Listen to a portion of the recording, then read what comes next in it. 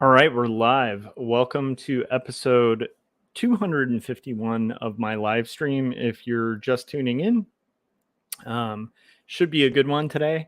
I'm going to work on a graphic novel and start toning a page that I've been working on.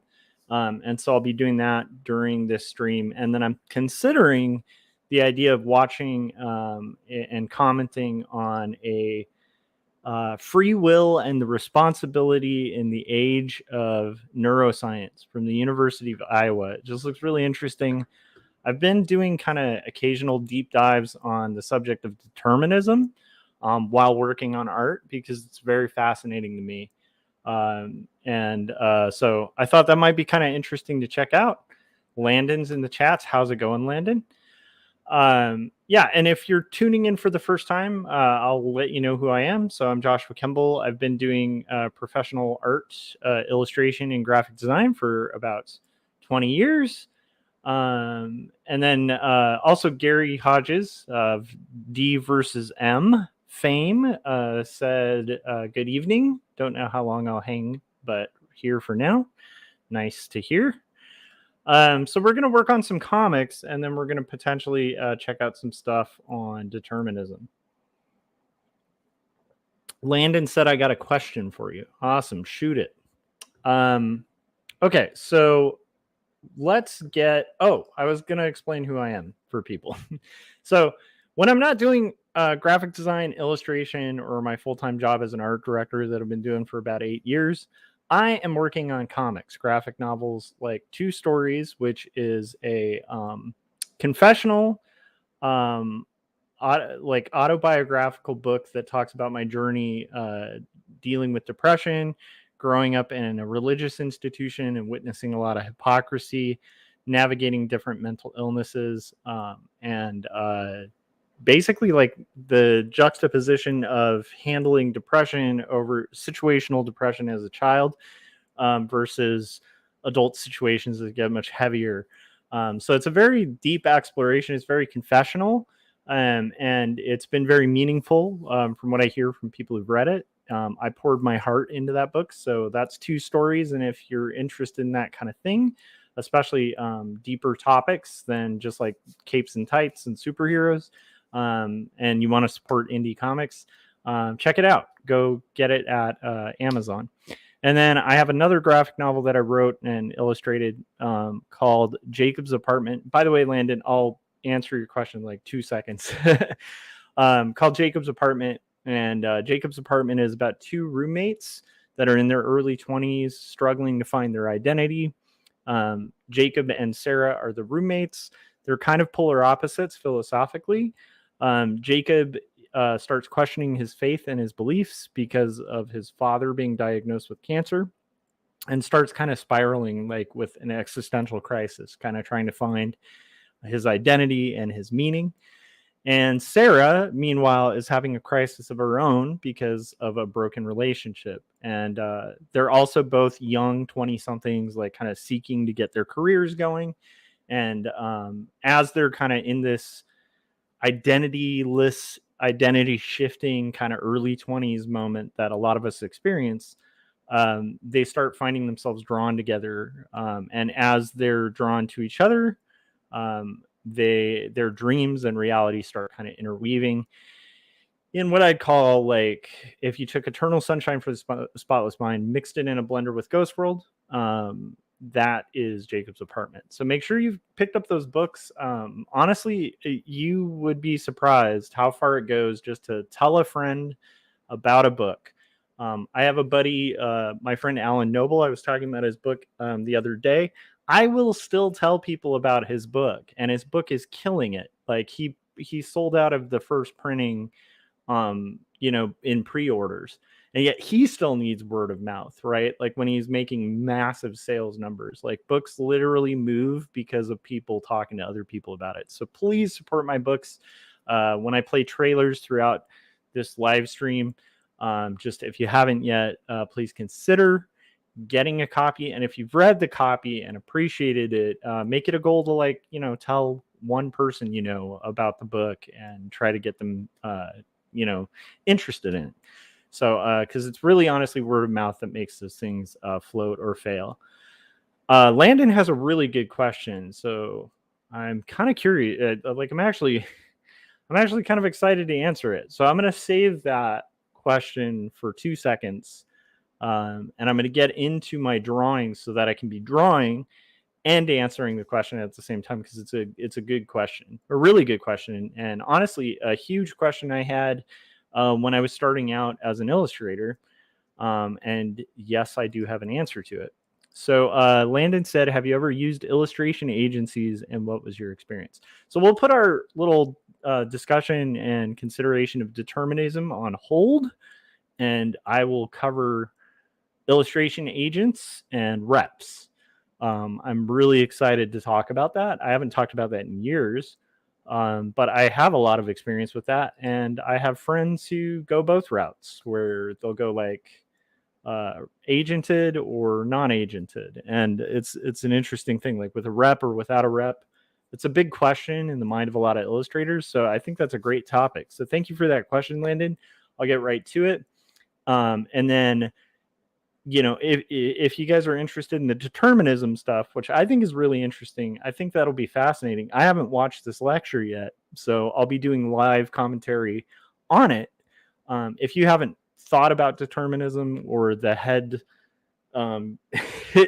it's like one of those, like the concept of determinism is one of those things that in an intro to philosophy class, like the new students would go in and there'd be like 2 questions that signify determinism that crumble every vision of ethics that the whole room has. And like it's like one of those things that like a bunch of freshmen would get furious, which you should in an early philosophy class. Like you should, if a philosophy teacher is teaching right, you should have so many moments in that class where you feel challenged, where you feel like you're angry, where you feel your beliefs are kind of shifty.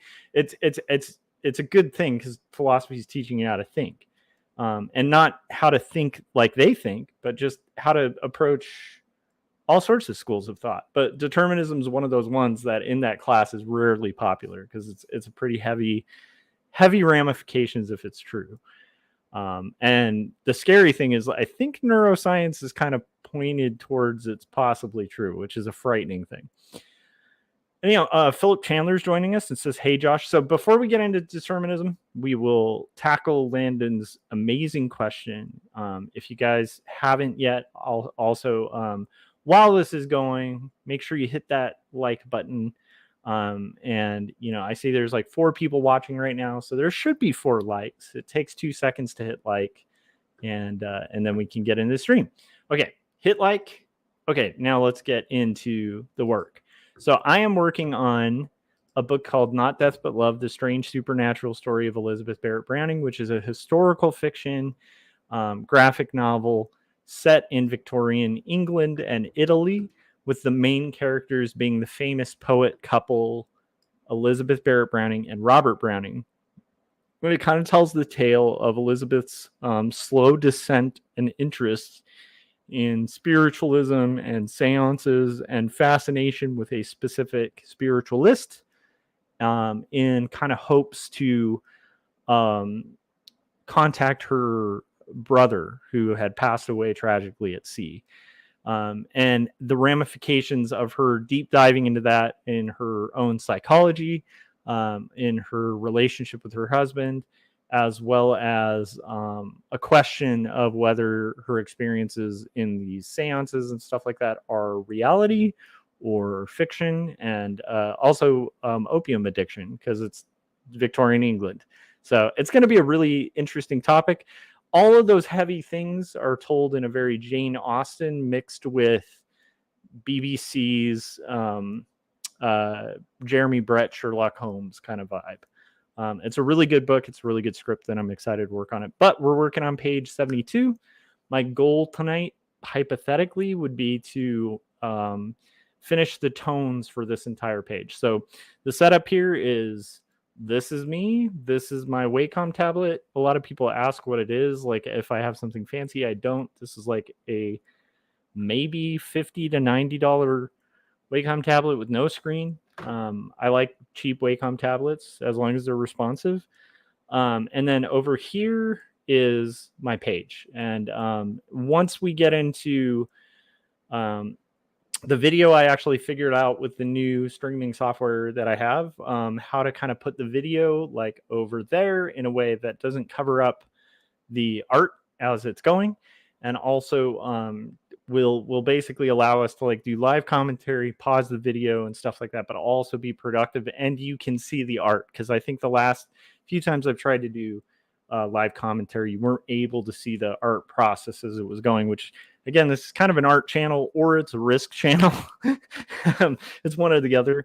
And I want you to be able to see, if I'm playing Risk, I want you to be able to see the game of Risk that I'm playing, even if we're doing live commentary during that. If I'm doing art, I want you to be able to see some art. So, okay, so let's have a productive night. I'm really excited. I hope Landon, Gary, Philip, those who've commented in the chat so far, I hope you guys are working on stuff and being productive. And Gary, has your package arrived yet from the order that you made? I'd be curious to see that, because I think Gary has a book coming soon, and there was a big print order sent out, and I'm very excited about that, because that means potentially a new D versus M, which we should all be excited about. Okay, so we're going to get everything set here, and then Landon waited long enough. Let's get into your topic. So let me pull this up and put it on screen, and we'll talk about it. So in illustration, at least back in the day, and I think still currently, there are people called reps, and usually there's agencies that will be like full of a group of reps, and it's like an artist rep. It's like having a little agent that gets you work. They take a cut of the pay, but they usually promise to get you better access to better clients, and so that little cut that they take, that small percentage, winds up being worth it.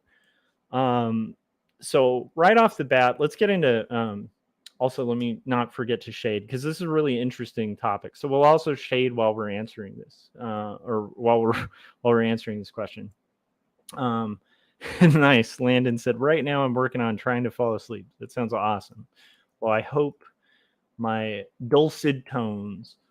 I don't even remember what dulcet means, to be honest, but it's a great word. I just don't remember if I do have dulcet tones. But anyhow, I hope my tone of voice will help you sleep. So with literary agents, a bad literary agent charges you to be a part of the agency. Or I'm sorry, not a literary agent. My goodness. I have a literary agent. I've talked about literary agents. You're talking about artist reps. A bad artist rep is going to charge you money to represent you. And I don't mean a percentage, because they do need to get paid for their work, but they're going to charge you for, like, there's some hustles and some hucksters out there that call themselves artist reps, and they charge a fee to be represented by them. And that's insanity. Their fee needs to be based on their work that they get you, right? If they get you work, they get paid. If they get you nothing, they don't get anything. So that's one thing. If you're interested in kind of going that route, and I'll talk a little bit about who, in my opinion, and this is all my opinion and from my own experience, I can't really talk to like the whole of everyone else, but there's some specific industries where you probably should actually get a rep, an artist rep. Particularly storyboarding, having an artist rep, particularly the bigger rep agencies, is a huge advantage. There are clients you will not get unless you're represented by like Famous Frames or one of the bigger agencies. And I've seen this like personally in my own life, and I'll get into that a little bit. But friends of mine whose lives were changed by being a part of those bigger illustration agencies. So, okay. So So the premise of an artist's rep is that they usually have contacts. A good artist rep is usually in a main hub city. So quite often they'll be in New York, where all the book agencies are. The better storyboarding agencies tend to be in Hollywood. So they're literally there. They're able to kind of shake hands and like take people to dinner and like wine and dine the different contacts that get work, and they kind of build a relationship with different clients. They're really hard to access, and again, like in a way that you just can't as a single individual. So in theory, um, a rep is really good. If you are already killing it and doing gangbusters as an illustrator, you don't necessarily need a rep, right? Because generally they're going to take a percentage, like maybe like 16% of your pay, right? Now, the catch is if they're a good agent, they're also going to negotiate industry standard pay, which is probably a lot larger than you're charging, especially if you've been unrepresented for a long time. So quite often, in theory, it'll work out to where you actually make more, even though they're taking a cut, and you're getting better clients, even though they're taking a cut. So the loss is like a loss leader that's worthwhile. So I was very interested, early on in illustration. The game was a little different. Reps had a little more power back then. Um, Now the use of reps in some industries has really declined, because you can kind of do a lot of what they do. It's much like distributors. Like in theory, you could distribute your own book. In practice, distributors are still really like the big middleman between you and the customer. In the case of like uh, agents, like illustration agents or reps, there are specific industries where like having a good illustration rep makes a big difference. So I already mentioned, and I mean still to this day, and then I'll talk about my experience. I'm kind of bouncing all over the place with this topic. And let me know if you find this interesting, Landon. So, storyboarding, you should look into representation. Children's books and children's book illustration, there are some really excellent agencies that if you were to get a part of or get represented by, you would be having better access to like bigger publishers, kind of like Scholastic and Random House and like all the big publishers. Having a good agent or a good rep can make or break your career in some industries. A case in point, we had one of the Fan brothers on the Artcasters, and the Fan brothers are two brothers, and they are some of the most talented illustrators I have ever met.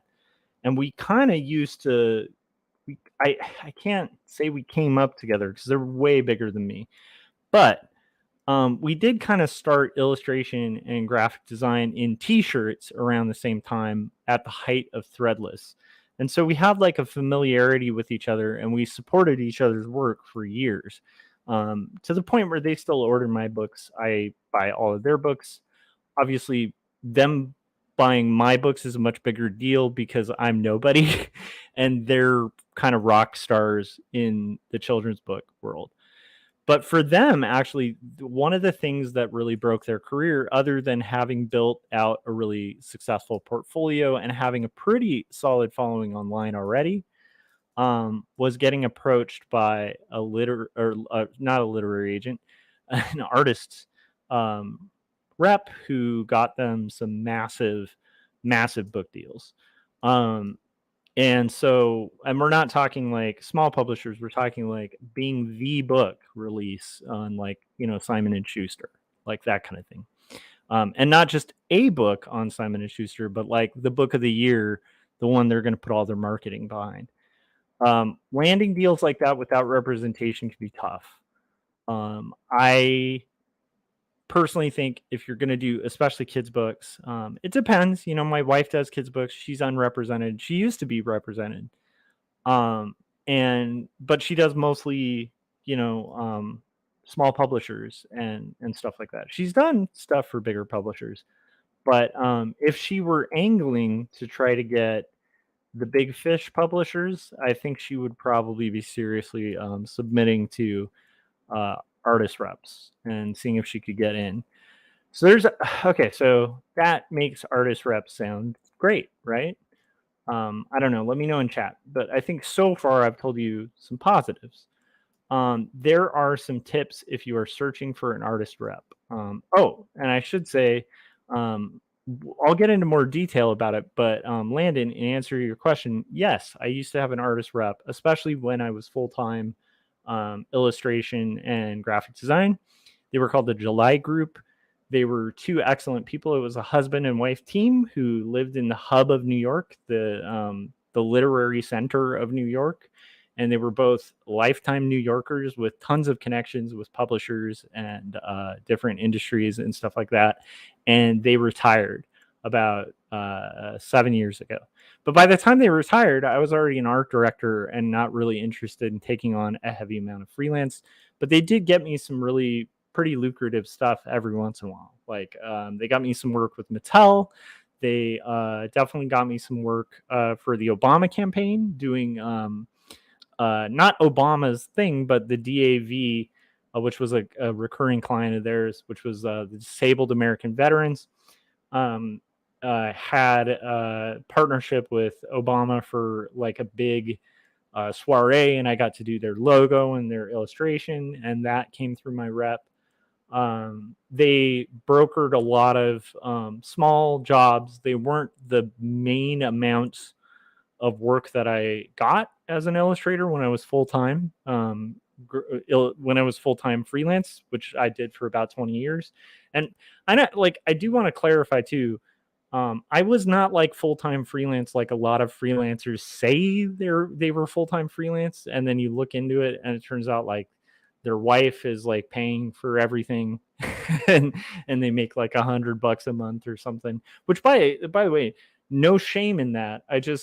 I want to clarify, like I was actually like I was still the main income of my family at that time. It's before I had a kid, so I was the main breadwinner, based on illustration work that I was doing full time on my own from home. Which I just want to clarify, because it's not like I'm just saying like, these people threw me gigs every once in a while. It was like, no, it was like a living. It was enough to like pay rent, buy groceries, pay for insurance, pay for all that stuff.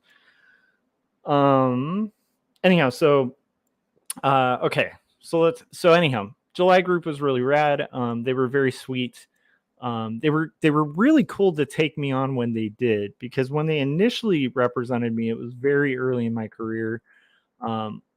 Again, most clients I landed on my own.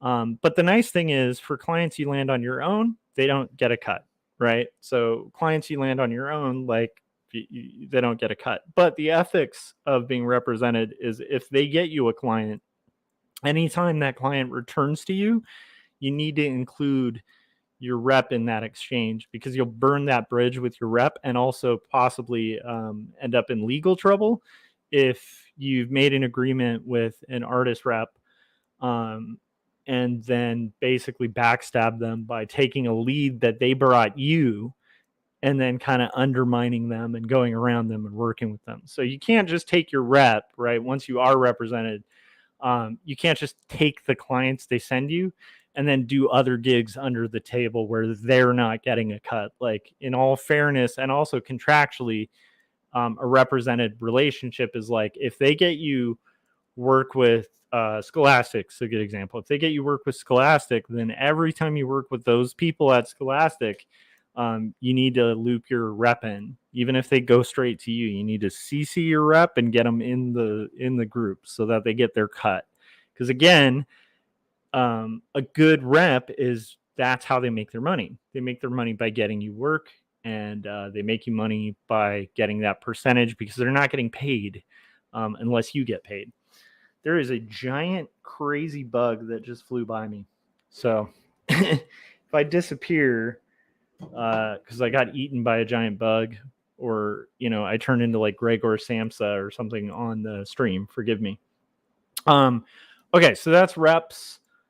So I've talked about my experience with reps. Again, it wasn't the biggest percentage of what I made, but I did find it helpful to have, because while I was chasing leads and trying to get freelance work and stuff like that, every once in a blue moon, they would throw me a really lucrative job that I didn't have to hunt for, which is really cool.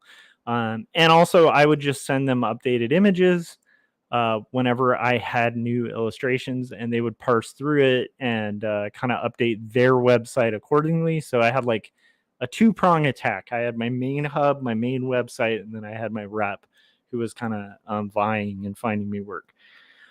Okay. Couple things I should say about reps. One is submitting for reps is much like a literary agent. You can't just get a literary agent. It's really hard to get a literary agent. It took me years to get a literary agent, and some of it was just dumb luck. The fact that I had a friend who's a really good writer, who's way more well known than me, who put in a word for me, and a rep read that, checked out my stuff, and was like, I love this guy's stuff. And that rep, just by magic, and I'm talking about the literary agent, not the rep, sorry, but the literary agent, just by kind of magical coincidence, happened to just fall in love with what I do. So they didn't even take me on, like, assuming like, oh, this guy is going to make me a ton of money. It was like, I really like your books. I don't know, we'll figure out how to market these things and get you some publishers. Like, because I believe in what you're doing, which is the ideal literary agent you want. Oh my gosh, there is literally like a giant bug like the size of Texas here. So anyhow, okay, so if I kind of do that, I just want you to know I'm not like, arbitrarily swatting at the air. There is a bug in the house that is going to kind of bug the hell out of me. He's bugging me. Okay, I think I talked about that. I want to make sure I'm paying attention to the art, the chats too.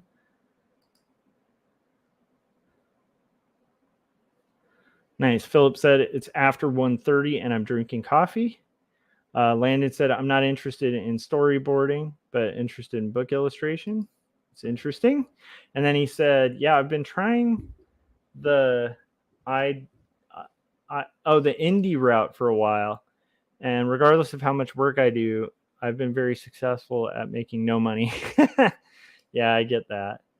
Chris said, you should listen to this podcast called The Big Illustration Party Time. Yeah, we did like a whole thing about big representation back in the day, me and Kevin Cross. Kevin was represented at one point too. And actually he found it very helpful. And for him, when he finally got represented, it was in children's books, and that person was just like feeding him work, and he was getting big publishers. And it was kind of a night and day difference from like these smaller publishers to like these big name publishers. And I think Kevin ended up kind of moving away from that. So I think he just got tired of like illustrating kids' books.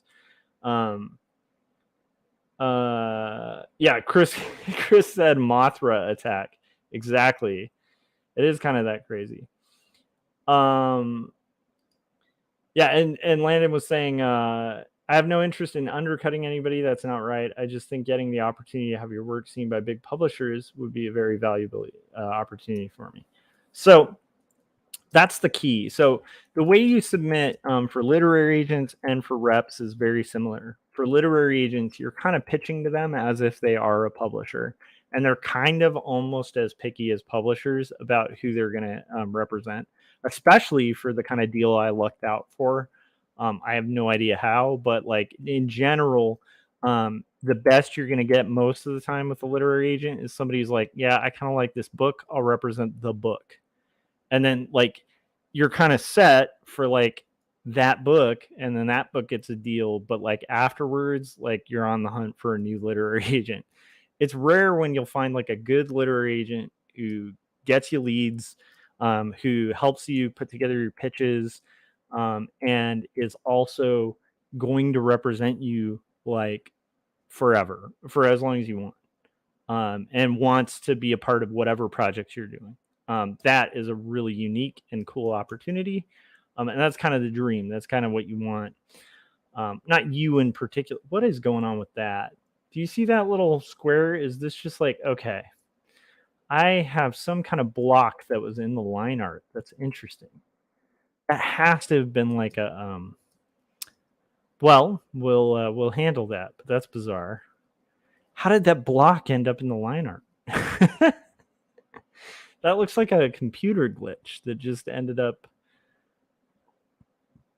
Okay, we're gonna get rid of that block. Screw you, block. Okay, not a fan. All right, that block is gone. That strange white square that was just sitting there like in a devilish fashion, being attacked by bugs and white rectangles today. It's just a attack day. Okay, so back on the rep thing. When you're submitting for reps, I was talking about literary agents. It's just very similar. The ones that can get you work are going to be really picky. They're going to give you, especially if you're an artist who's not used to critique, you got to sack up and get ready for critique.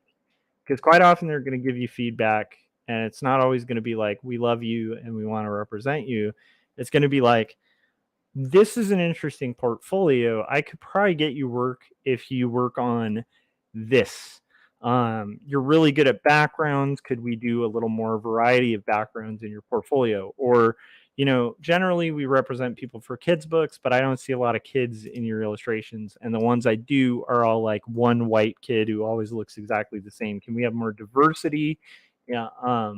Can you send us more diverse drawings of multiple kinds of kids in all kinds of shapes and races and colors and sizes, because that's going to help us get you work. So they're going to give you feedback. That's your best scenario. Like your best case scenario is they just look at your portfolio. They have contacts. They're a decent rep. They don't want to charge you ahead of time. Anytime somebody wants to charge you for a freaking award or wants to charge you money for representation or anything like that, like I personally am like, run for the hills. Like it's not worth it. Like do not pay fees for people to do shit for you that you can do yourself. Like that's just insane. However, the transactional nature of like a representative getting a cut of what they bring you, that's fair. Like that's a good way to go. So, but when you're submitting to reps, they're very picky, and you want to do a few things. So you want to be a little picky too. First off, before you approach an artist or an illustration agent or rep, they're usually representing other people. So a good thing to do is actually send the other people a very discreet message saying, how do you like this? How do you like your rep? Like, are you happy with your rep? Do they get you work? That kind of thing. Most illustrators will actually answer that. And if they're not happy with their rep, honestly, most illustrators will say, yeah, they kind of suck. Like, but be really polite. Don't say like, I want to steal your agent or something. It's more just like, how's your experience with them? Another thing you want to consider is look at what they represent. In general, like they're going to be in a specific industry and they're going to represent a few brands and styles, and see, would your work fit in there? If they're people who seem to represent only people who do watercolors, maybe, and you don't work in watercolor, then maybe you want to stray towards a rep that represents art more like you. There's no like wholesale answer to it though, because sometimes in scenarios like that, that's the only artist they have, but that doesn't mean it's the only artist they're looking for. Definitely look at their client list. And a quick way to do that would be look at who they represent and then who those people have worked for. If they're representing a bunch of artists that have not worked for big publishers, and you're wanting access to big publishers, that might be a sign that they can't get you that work. Another thing to ask yourself is, are they overbooked?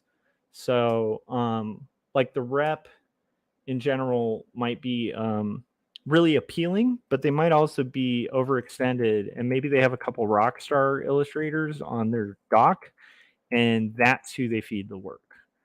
So when you reach out, don't just contact a rock star illustrator. Find like the most obscure illustrator they represent on there, the one you've heard of the least, right? And that's who you should contact and be like, how's your relationship with your rep?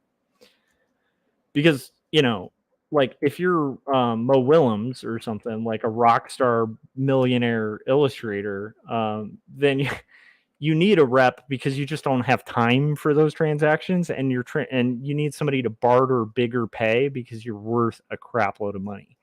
So it's kind of like getting a accountant. Like there's just some times in life where you just get to an extent where you just cannot physically be everywhere at once. And so, Mo Willems has not only an illustration rep, but he has a writer's a rep. He has, you know, he's got like probably like a publicity agent, if not agents. He probably has a lot of agents handling a bunch of different stuff, taking little cuts of little percentages from what they get him or what they do for him. But if you're Mo Willems, like you could have nobody as a rep and get killer work. So whoever's representing him, you got to understand, like if somebody comes to them and they're picking between, hey, I need to do a good job for you, or I need to do a good job for this guy who he gets a deal, I get a cut of like $1 million. They're going to prioritize the guy who's getting you the money, right? So keep that in mind when you're checking out the agents and see, are they overbooked? Like, are they an agency that like represents like two rock stars? And again, like a good way to find that out is just talk to the least known artist that's on that website or represented by that industry. So that's kind of my experience with reps. For me, it never was like, I know Kevin's experience was a lot different. I think he had entire years where it was just covered by the work that the rep got him. I have a friend who again did storyboard art and stuff like that and made okay money, but then got represented by Famous Frames, and their pay and the frequency of work coming in was like, it was like night and day, where it was like, okay, I get like a gig every month or maybe every 2 months. And once Famous Frames came around, it was like gigs daily, just like boom, boom, boom, boom, boom. Like, in fact, having to turn down gigs because you're like, dude, I'm doing too many gigs, and good paying gigs, like gigs that are paying, 2 to 3 times as much as they were charging before. So yeah, so that's kind of my answer on that. Did that help? I don't know. I hope that was interesting.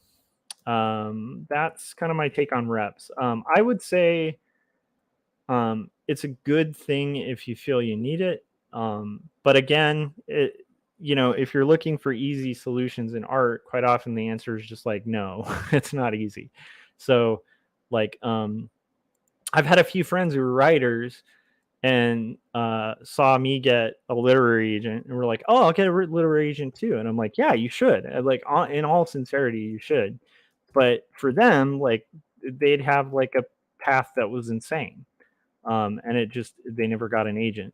I'm not saying you can't, but I'm just saying like it's not easy all the time. And some of it does come down to luck because, like I said, the first time I did searches for literary agents, oh man, I just got rejection after rejection. I got a lot of like faux interest. I had a few people who wanted to represent my writing and then literally retired like the next week. It was just like a big heartbreaking experience. I had kind of given up hope on the literary agent route because of that. And then just by like happen circumstance and connections, it's hard to even explain how it happened, but it was like literally just a friend kind of tweeted out a thing about, hey, somebody should represent this guy, and a really cool literary agent was like, yeah, we'll do that, which is insane. That doesn't happen all the time. I'm not saying it won't. I'm just saying like it's hard. Like when it comes to agents and reps, it's really hard to kind of parse from my own experience how it'll work for other people. Like when I got a illustration rep, that was just literally a rep who reached out to me and asked if they could represent me after I had a big win on Threadless. And so my stuff kind of was all over the internet at the time. And so they were like, yeah, we want to represent you. And I was like, sure. Like, and again, I asked those specifics. I read through the contract really carefully to make sure the only thing they're getting is a percentage of whatever they get me. No royalties, none of that. Just like, they're going to get like a cut of whatever I get paid. Oh, that's another thing. I think, literary agents versus reps are a little different too, because literary agents are going to get a cut of your royalties, right? That's kind of what they're hedging on. Like they want to represent people, get a lot of books signed and out there, because most books don't make a lot of money in the hopes that one or two of those books take off and their little cut of that royalty is like a really big payday. Now, I will say for literary agents, like if you want to be a writer illustrator, I would look less for an art rep and I'd look more for a writing rep, because writing reps are like the game in publishing that I just had no idea existed and was a big game changer for me. Just even in like putting together pitches, attracting publishers, having like a second pair of eyes and an advocate who's going to kind of help you edit work before it even gets to an editor. It's just, I don't know. It's been a really positive experience for me. And honestly, illustration rep was a positive experience too. They were really sweet people who had been illustrators. Like that was an interesting thing about the July group, was both of them had been illustrators. One of them had been an art director for like 20 years, and they kind of retired and were like, you know what? We like the hustle of art. We like working with artists. And we think we know the industry, and we've made enough contacts throughout the years where we could actually represent people. And they did a really good job with it. And my wife was represented by them as well, and they got her some work too. But again, like it's kind of like anything too, where even when you're repped, you're gonna have your reps forget you exist. So you kind of have to market a little bit to your reps too, like by keeping them informed and being like, "Hey, I did this cool project the other day. Check this out." Like you want to build relationships with reps and literary agents and stuff like that, so that you're in like for the long term. Like, you don't kind of want to go into that just in a like, what can you do for me kind of thing, because these kind of relationships, like I can't even remember, but there's like a story about, and I don't remember the guy, but the guy who represented Sendak, I think they were like close to like best friends. Like I think they were like in each other's weddings. Like they were like a very tight knit unit. It was like a very important relationship for Sendak, and that kind of thing happens in books, and books in particular, where it's like you can build just like really huge bonds with these people, and it's not just about money at certain points. It's also about relationships and enjoying the art and the process of art. So yeah. Landon was saying that rep that reached out to you, did things go well with them? Yeah, I mean they did. Like I said, they represented me for like 15 years of the 20 that I freelanced. So, it was worth keeping them around. I never felt the need to have like a giant powerhouse, agent or artist rep, but they did get me work. Like I said, they got me, like some stuff working with like the DAV and Obama, some stuff for the MMA. Let me see what else.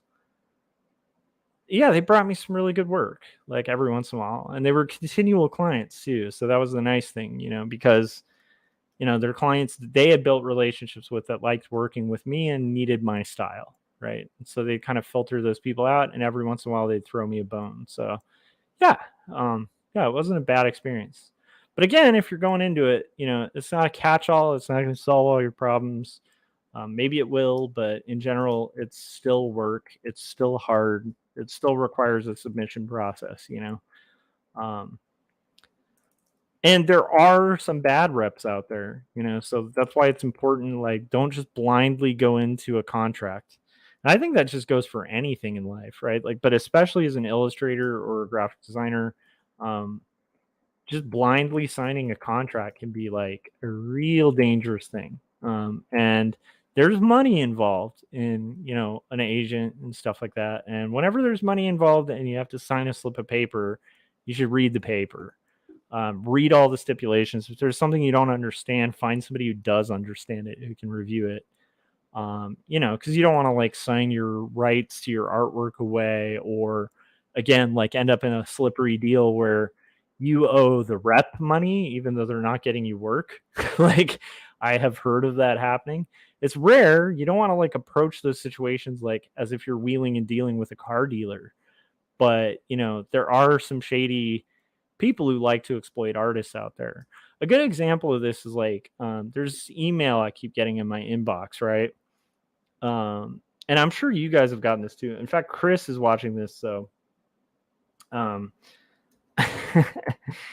maybe Chris has gotten these too. But I don't know why, but I get these like almost every day where I get this email that says, I am vision impaired, or I am hearing impaired, or I am this impaired person, but I hope you'll treat me like a regular client. And I need to do this event. I need an illustrator. I will pay your quote. Tell me what you want me to pay, and I will pay it. And it's kind of like a big red flag email because they're promising the moon when it comes to money. They're already setting up the fact that they have a disability that might potentially cause issues when it comes to billing, which is what they're angling for. And like they send out these emails to like artists and illustrators all over the place. Like if you have a website that gets any traffic, you're going to be getting these emails weekly. And some of them are kind of clever the way they're worded, but if you've been at it long enough, certain things. And this is what I'm getting at with like reps too, where it's like there's certain red flags that you should pay attention to. And one of them is don't use fantastical thinking when it comes to business negotiations. Like, don't go, well, this contract could screw me over, but I'm guessing it won't. No, if it could, assume it will, revise it, make it better, right? Um, Never end up in a scenario where you're fooling yourself into believing, like even like those scam emails, because those are, so anyhow, if you look those up, they're actually scam emails. Because the scam is they do agree to pay you whatever. They cut you a check for it. You deposit it in your account. There's some stuff happens. They eventually access your computer. They over deposit money, and it's just the over deposit scam, right? Where they're like, "Oh, we accidentally overpaid you," because again, that's why they set up the disability at the beginning. Because they're like, "Oh, I'm blind. I accidentally typed too many numbers or whatever." And then the scam goes and they scam you out of your money, and that's really crappy to do. They always prey on the elderly and stuff like that, but who else is quite often very desperate is illustrators, right? And graphic designers. And they're preying on the hope of those people to get that sweet gig, right? So don't get blinded by hope to where you get screwed. And I'd say the same for like awards or like publishing deals, right? Like just, I don't know. That's my only advice. So hopefully that was helpful. That was kind of my take on literary agents and stuff like that. Thanks for the question, Landon. I haven't talked or thought about not literary agents. Man, I'm blending those in my head. I haven't thought or talked about artist reps in a while. But yeah, and just so you know how it works, when I did have an artist rep, they'd shoot me an email and be like, "Hey, this client approached me, or we were at a meeting with this publisher and they're interested in kind of seeing more of this work. Would you be interested in this? And like, if I quote them this rate, are you cool with that?" And we'd have like a back and forth where I'd be like, "Hey, like for instance, DAV, Disabled American Veterans, I would actually be like, I'm cool with taking less, because it like, yeah, I mean, I think it's a really good organization, and veterans often get really screwed in this country, and so I always felt like that was a way for me to give back a little bit and also do my career, but at the same time give back a little bit. So I'd charge like way less for Disabled American Veterans, because the work was fun, the cause was good, and at the time I didn't need like to make like a massive amount of money from that client. But we'd negotiate and discuss that between me and the rep, and then they'd go back to the client and kind of like wheel and deal and make it happen. And yeah, and like just out of a blue moon. And then the cool thing is, so they get paid and then they cut you a check. And usually there's a little bit of delay, so you got to keep that in mind too. Usually like adding a middleman will create delay in you getting your pay. because there's already delays in illustration between invoice and payment. Usually it's like a 30-day delay. You can negotiate different things, but with book publishers, suppose it could be like 45 days to 90 days. Like I mean, you probably shouldn't get in a 90-day deal, but and then royalties only come yearly, right, in books. So generally, like, most deals aren't going to be cutting you royalty checks like quarterly. Like it's literally like, when everybody's done inventory and they've seen how much net they've profited, right, like, and how much of a cut of that they have to give you, that's when you get your check. And that's when you're so in book publishing, if it's just you direct with the publisher, that's when you get your check. But then you'll usually get your check like maybe a week to a month later, because it's going to first go to your rep. They take their cut, they cut you a check. So yeah.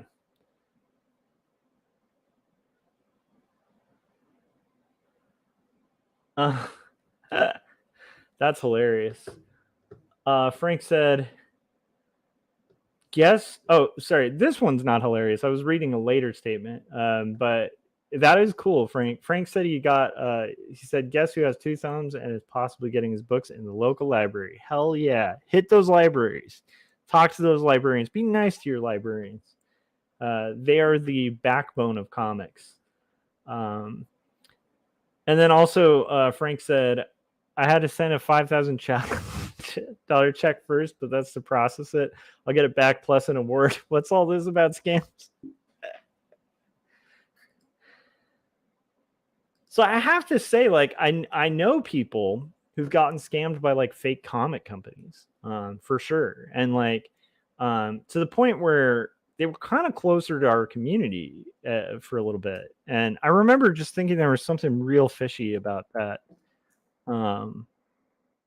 group of people. And then I started hearing stories about like the people who were working for this publisher, and some of them did like books and books, like a big quantity of books, on the promise of like a deal that they never had a contract for, they never got paid for, and quite often they were being asked to kick in money for. And I was like, that is not normal for a publisher. Like, and if a publisher is trying to get like a book thing or get any art from you or anything like that, like, dude, you need contracts. And not only do you need contracts, because keep in mind, just having a contract is still not a guarantee, because it's expensive as hell to sue people, right? And quite often you'll have to go to the state that person lives in to sue them to make it worth your while, unless the amount that you're owing is like substantial. So quite often, a lot of people get scammed just have to take the hit and take the loss, especially if it's hard to prove, right? Luckily we have like credit companies that are pretty good at like reimbursing and investigating those things, but you got to be careful. That's all I'm saying, and like, as much as it's like, oh, who falls for those scams? I literally know some cartoonists who got totally huckster scammed, and some of them, even after the scam was obvious, clear as day scam, still were contacting the scammers because they were kind of lost in that, I hope this isn't a scam. Like, they had sunk their cost in so much that they were still deluded about it. And it's, so when I make those warnings, it's literally, I don't think most people are going to fall for it, but be careful. That's all. Careful out there. Let's see here. Corey said a rep would be cool. A good rep is a great thing. And right now I don't like, a writer's rep is awesome. Like, I love my literary agent, and I want to be with a literary agent. Right now, I would not be any good for like, I wouldn't even consider approaching an illustration rep. When my rep retired again, it just was like perfect timing, because at that point I was like kind of turning down stuff they were bringing anyway, because I was doing art direction and comics. And so I was like, yeah, I want to work on my stupid graphic novels that make no money, and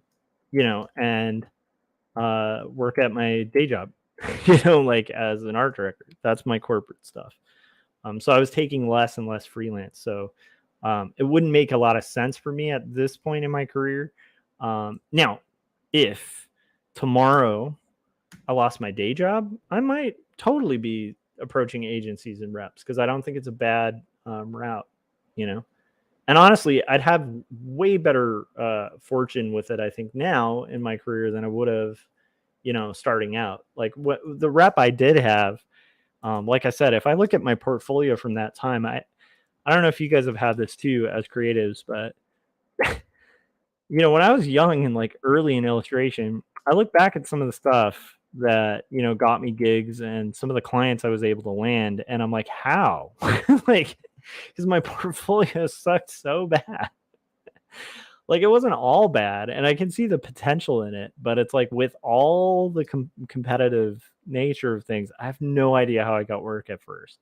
I don't. I mean, at the time I thought, yeah, I deserve the work. But, you know, in retrospect, it's like looking at my portfolio at the time, like, why did my rep me? I don't know, but I feel really fortunate that they did. But yeah, I wouldn't have repped me at that point. You know? So yeah, it's a weird thing. But anyhow, that's a really, here's the thing. Once my brain gets going on a topic, I'm like, yeah, maybe I can talk about that for like a minute, and then I end up rambling about it for like an hour.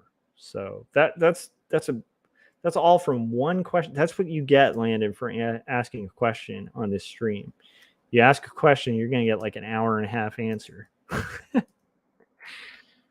If there's anything I didn't touch on or any curiosities, like if I was too vague about anything, you want me to get more detail, let me know. Because I'm an open book with the rep stuff, especially now that my agency's retired. So it's not like you're going to poach my agent, you know, like not my literary agent.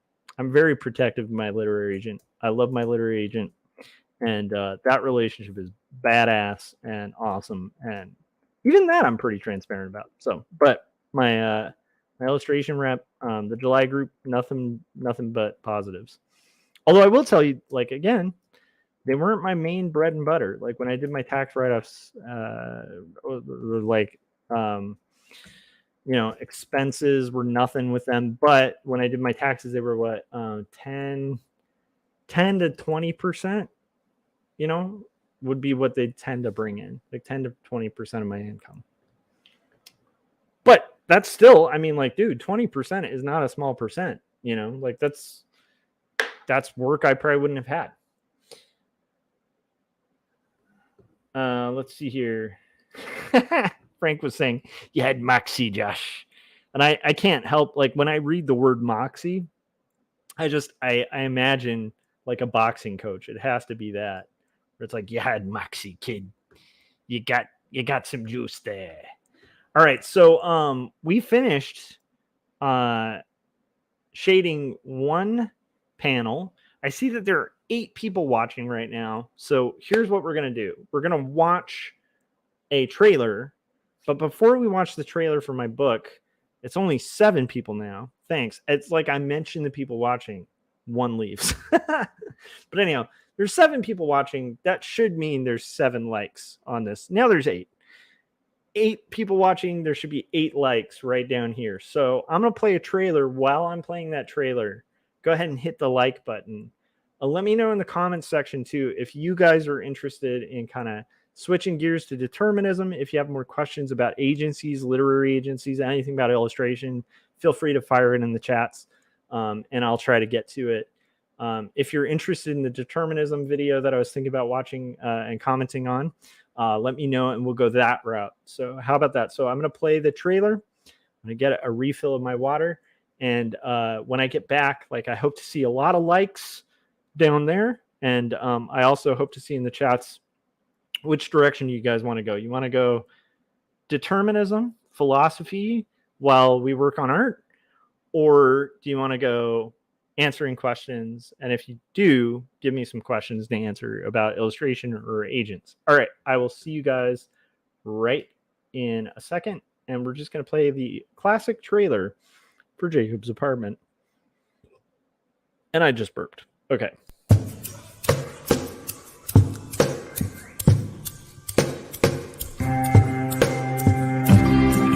Speak clearly, it seems that only in dreams can we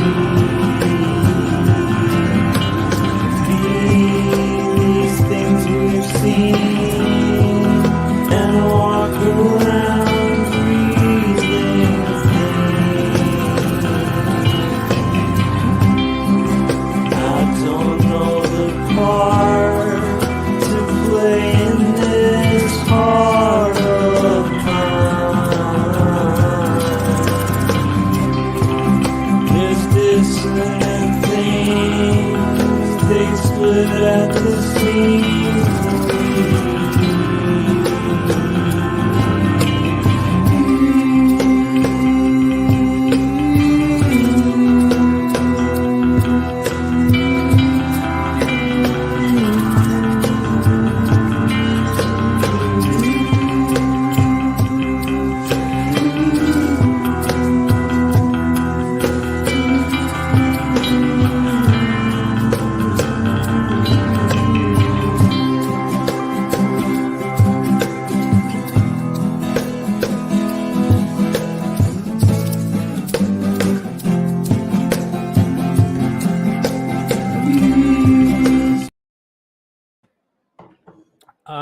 Okay, I'm back.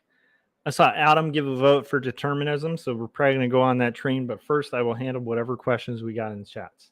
Landon said he took off. Thanks a lot. I feel like I just got a pump and dump.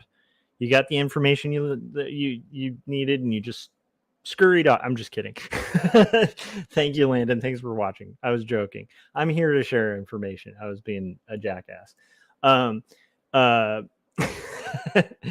That would be funny though if like Landon actually just secretly goes to another stream and is like, hey, could you answer this other question? And then he's like, thanks, I'm tired, I gotta go to sleep.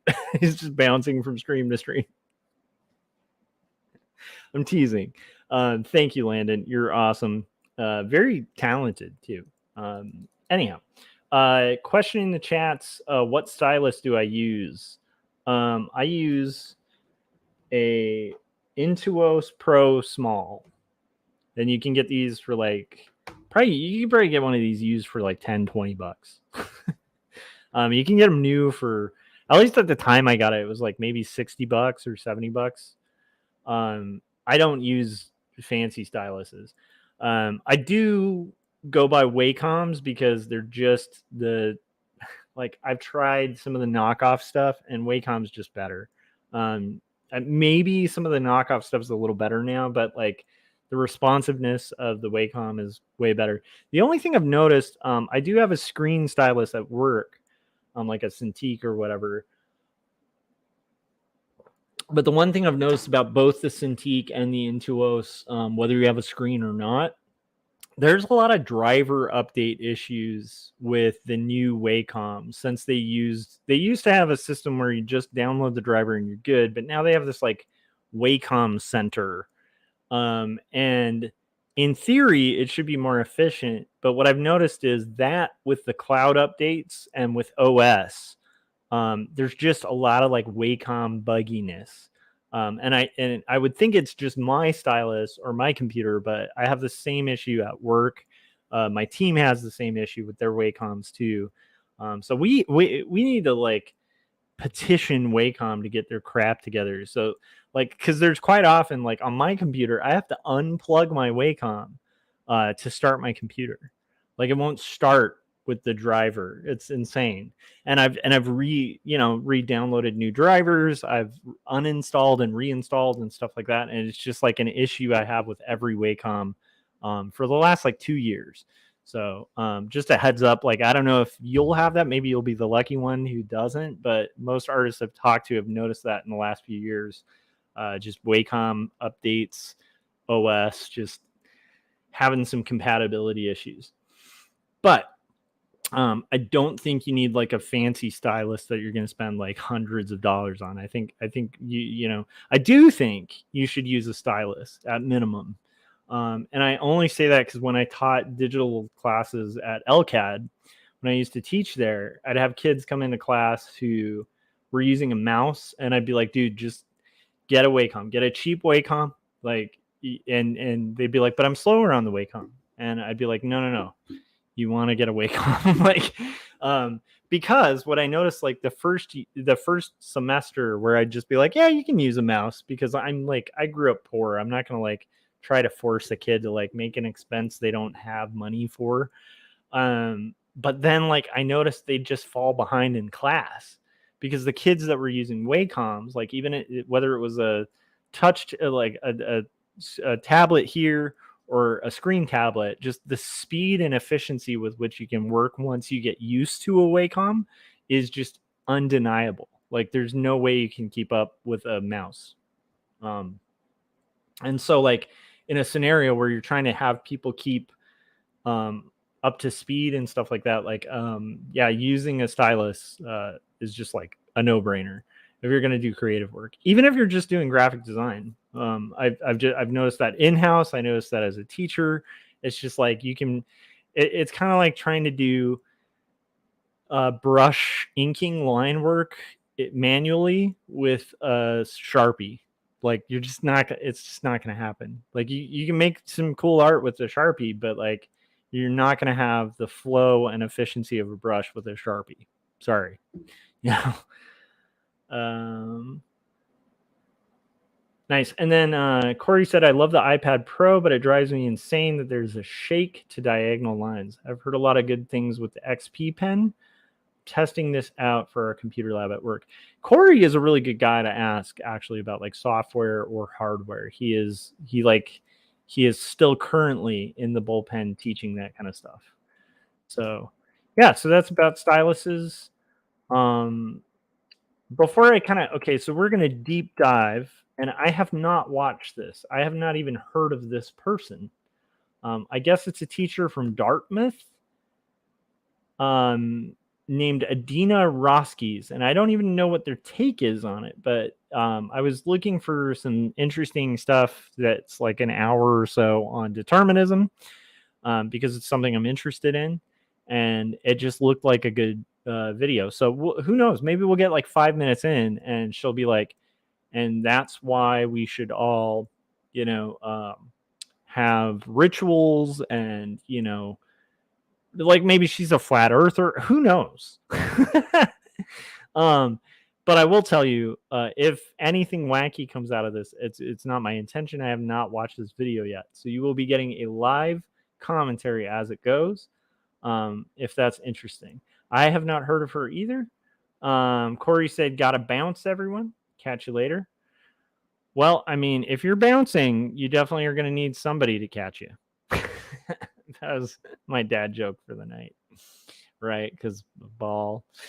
Corey, at that point, Corey might have felt guilty leaving the stream before that joke. The second that joke was dropped, he's like, I'm out. I'm gone. Goodbye. Goodbye and shame on you, sir. All right. So, Corey, have a good night. Get some rest. We're going to shade this and we're going to watch some stuff on determinism. I got to put on my headphones. It's the only downside.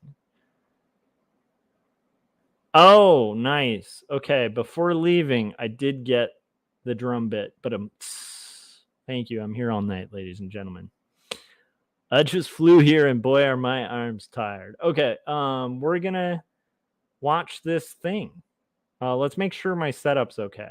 Can you guys see that okay? I feel like that's way better than before, right?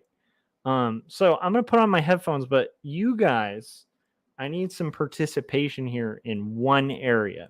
I'm going to hit play, and if you can hear it, just say yes. If you can't hear it, just say no. Because what I don't want to have happen is like I'm watching it, like commenting on it, and the audio is not coming through for you guys.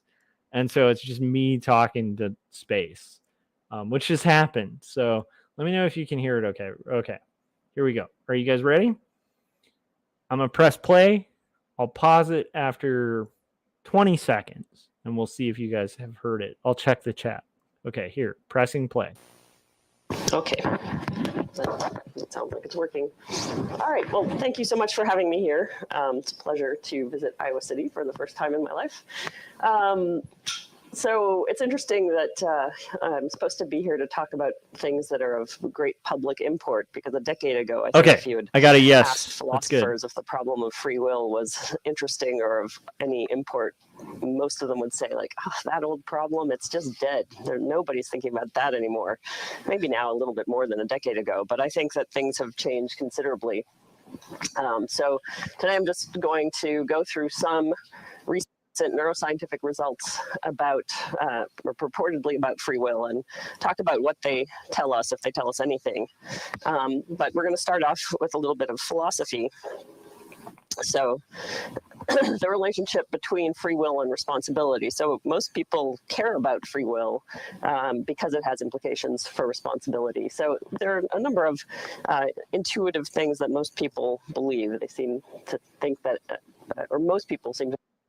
Okay, so again, I'm commenting on this as I'm hearing it too. So this is already really interesting because I think I was saying at the top, like one of the reasons this is a really interesting topic to me is, and again, maybe this lecture will go different, but my understanding from what I've looked into of it is it looks very like not certain, but it's looking more and more certain that there is a certain determinism in our consciousness, which is frightening. And she's going to kind of go into those reasons because it kind of goes against all of our intuitions and our moral understandings. But it does seem like this really awkward potential truth that might be out there that's a little scary. And for me, I have the kind of mind that I'm like, a truth that's potentially a little scary, I'm all in. Let's hear it. I don't know. I'm on a roll with like darker topics the last few days. Because like yesterday I was talking about how sometimes depression is not irrational, which is a hot take. And then tonight, now I'm listening to determinism. And I'm like, hey guys, you may not have free will. Well, I'm not saying that, but that might be where this goes. Who knows? Maybe it'll go a different direction. I have no idea. We'll find out. Okay. We'll continue.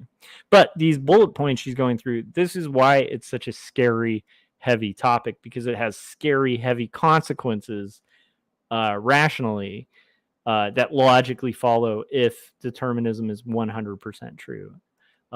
And those consequences I'm not even comfortable with.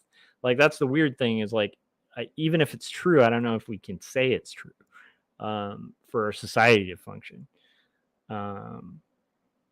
But anyhow, so it gets a little scary. Okay, let's continue. I think that these are relatively obvious. That for you to have moral responsibility for doing some action A requires that you do that action freely. That's one. And that what it is to do something freely is to have the capacity or to be able to have not done that thing, right? To be able to refrain from doing that thing. And then most people think that there's a close relationship between freedom and consciousness, that if you do something unconsciously, it's not something that you freely do. And so just keep those things in mind, but in the discussions about free will, there have been two major things that have been raised, partially based on these kind of intuitive platitudes. Two major threats that have been proposed to free will. One is from determinism, and one is from the threats to conscious will, so the denial that we actually do things or will things consciously. So we'll talk about both of them in the course of this. So let's start with determinism. Determinism is actually a technical term, and so Frank made the obvious joke in a good way. He said, she sounds very determined. You know what's funny? From her tone, I'm guessing that she might actually be talking about the importance of free will as she gets into it. Who knows? I have no idea if she is actually a determinist. It's just a lecture regarding determinism and free will that's interesting to me. I don't know where it's going. But I will say, if she does make the case for determinism, this is a classic YouTube strategy. Maybe you guys can join in on this. But generally, if you look at a video that's about determinism, everyone who comments on it's like, well, I guess I didn't have a choice. Like, anyone who comments is like, I was going to comment anyway, so what can I do? Because apparently I have no choice in the matter. I just had to comment. And yeah, that's an old YouTube joke that's around on most determinism videos that are on YouTube that you'll start seeing if you deep dive into this stuff. Okay, let's continue. This is one way of cashing it out. Determinism means that that if you had a complete specification of the state of the world at any particular time, and all the laws, knew all the laws of nature, then you would be able to fix the state of the world at any other time. So basically, the complete specification of the world and all the laws of nature would allow you to sort of evolve the world forward and backward in time. Another way of saying it is, given those things, there's only one way the world could be. So keep that in mind as well. And this is a little primer. Is that making sense? So like the premise of that is kind of like once something's been done, there is no way it could have been other than the way it was done. Like we cannot time travel. And in general, like even people who've like studied time travel and stuff like that, they feel like if we went backwards in time, I think a lot of people who actually think that if that were actually possible, the idea that anything would be even changeable is like a huge jump outside of potential science. A lot of it would be that like, and one of the interesting theories I've heard about like time travel in the sense of like going back and trying to change something is that since time happens and occurs and is kind of fixed, like we can't go back. There is a potential we might be able to go forward. But since time kind of has that scenario of like unfixability, it's kind of like what is done is done. The universe we're in is the universe we're in. It couldn't have been another universe because it is the universe we currently exist in. That's the thinking here.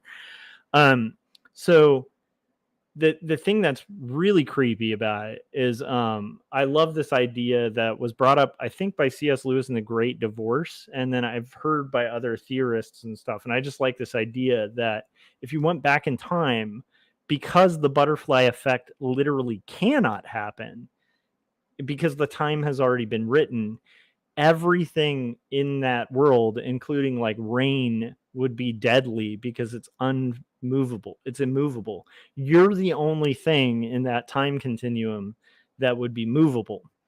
Like, which means everything could kill you.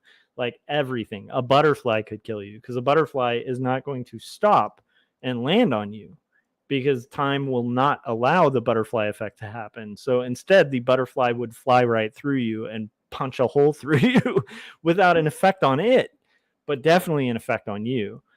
So that was an interesting theory on like traveling back in time and how it might actually work if it were to happen in reality, because of the fact that time is fixed in the past, which is really interesting. I thought that was interesting. Chris said the last season of Westworld, though not the best, dug into determinism. Interesting. And Frank said, what's so great about divorce?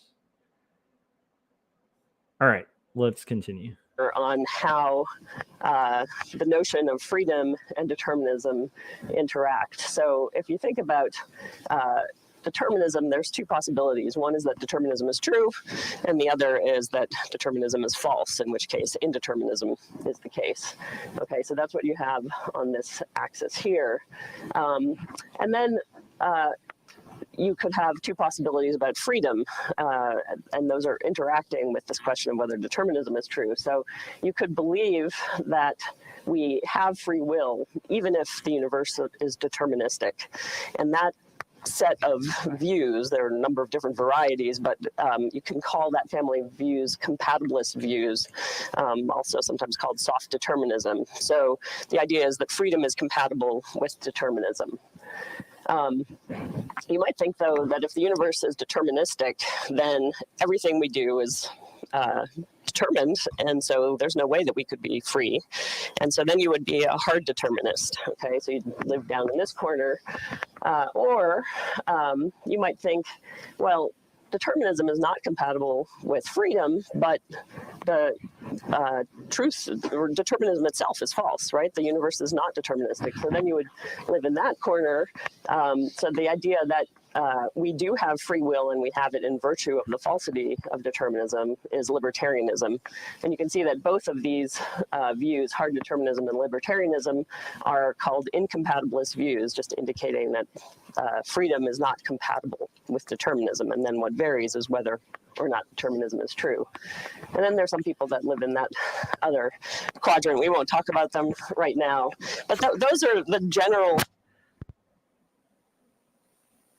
Oh, I think we lost her audio. I will say, yeah, of course she's gonna say ums and stuff. What do you think? Like professors are like perfect? Like, come on. Even people doing TED Talks say If the president of the United States can say I think a freaking college lecturer can say especially when you think about, I think this lady is a researcher. Let's see, let's find out. Yeah, so I think she does research. And so like you think about like a researcher in a lab, like not everybody's going to be as eloquent as like Neil deGrasse Tyson or something. Anyhow, we won't talk about the other quadrant. I thought that was funny, but if you're familiar with philosophy, you might know why that is. But it'll be interesting. Again, I'm curious where she's going to head up. So I think so far she's laid out the juxtaposition pretty well, from my understanding of like determinism versus like hard determinism versus libertarianism.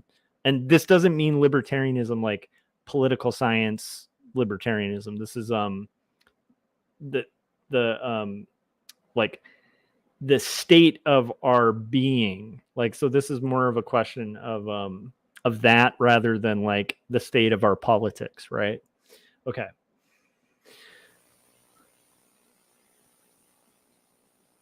Frank's like, I just call it as I hear it.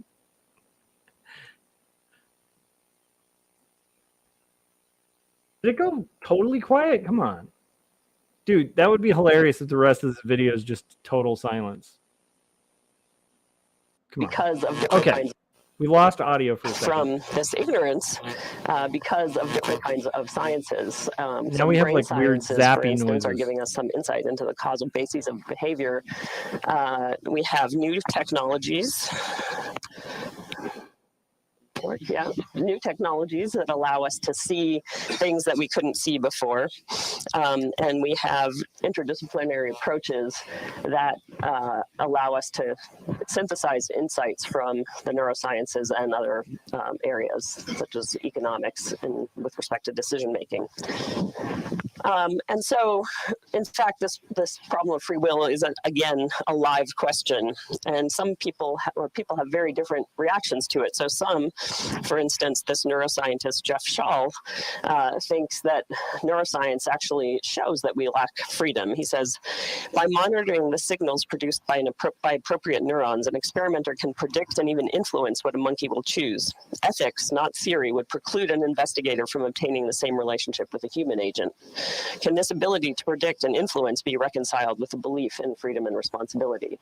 And he thinks that it can't be. Saul Smolansky thinks that this is actually the case, that we don't have freedom, but that it would be a catastrophe if people came to believe that freedom is a necessary illusion and the truth should be reserved for the intelligentsia that have the ability to handle that bad news. So he warns that our fundamental values, practices, and attitudes, such as abhorrence of the punishment of the innocent, the inherent value we put on equality of opportunity, belief in our potential for blameworthiness, are all very likely to be harmed, and that people might succumb to an unprincipled nihilism.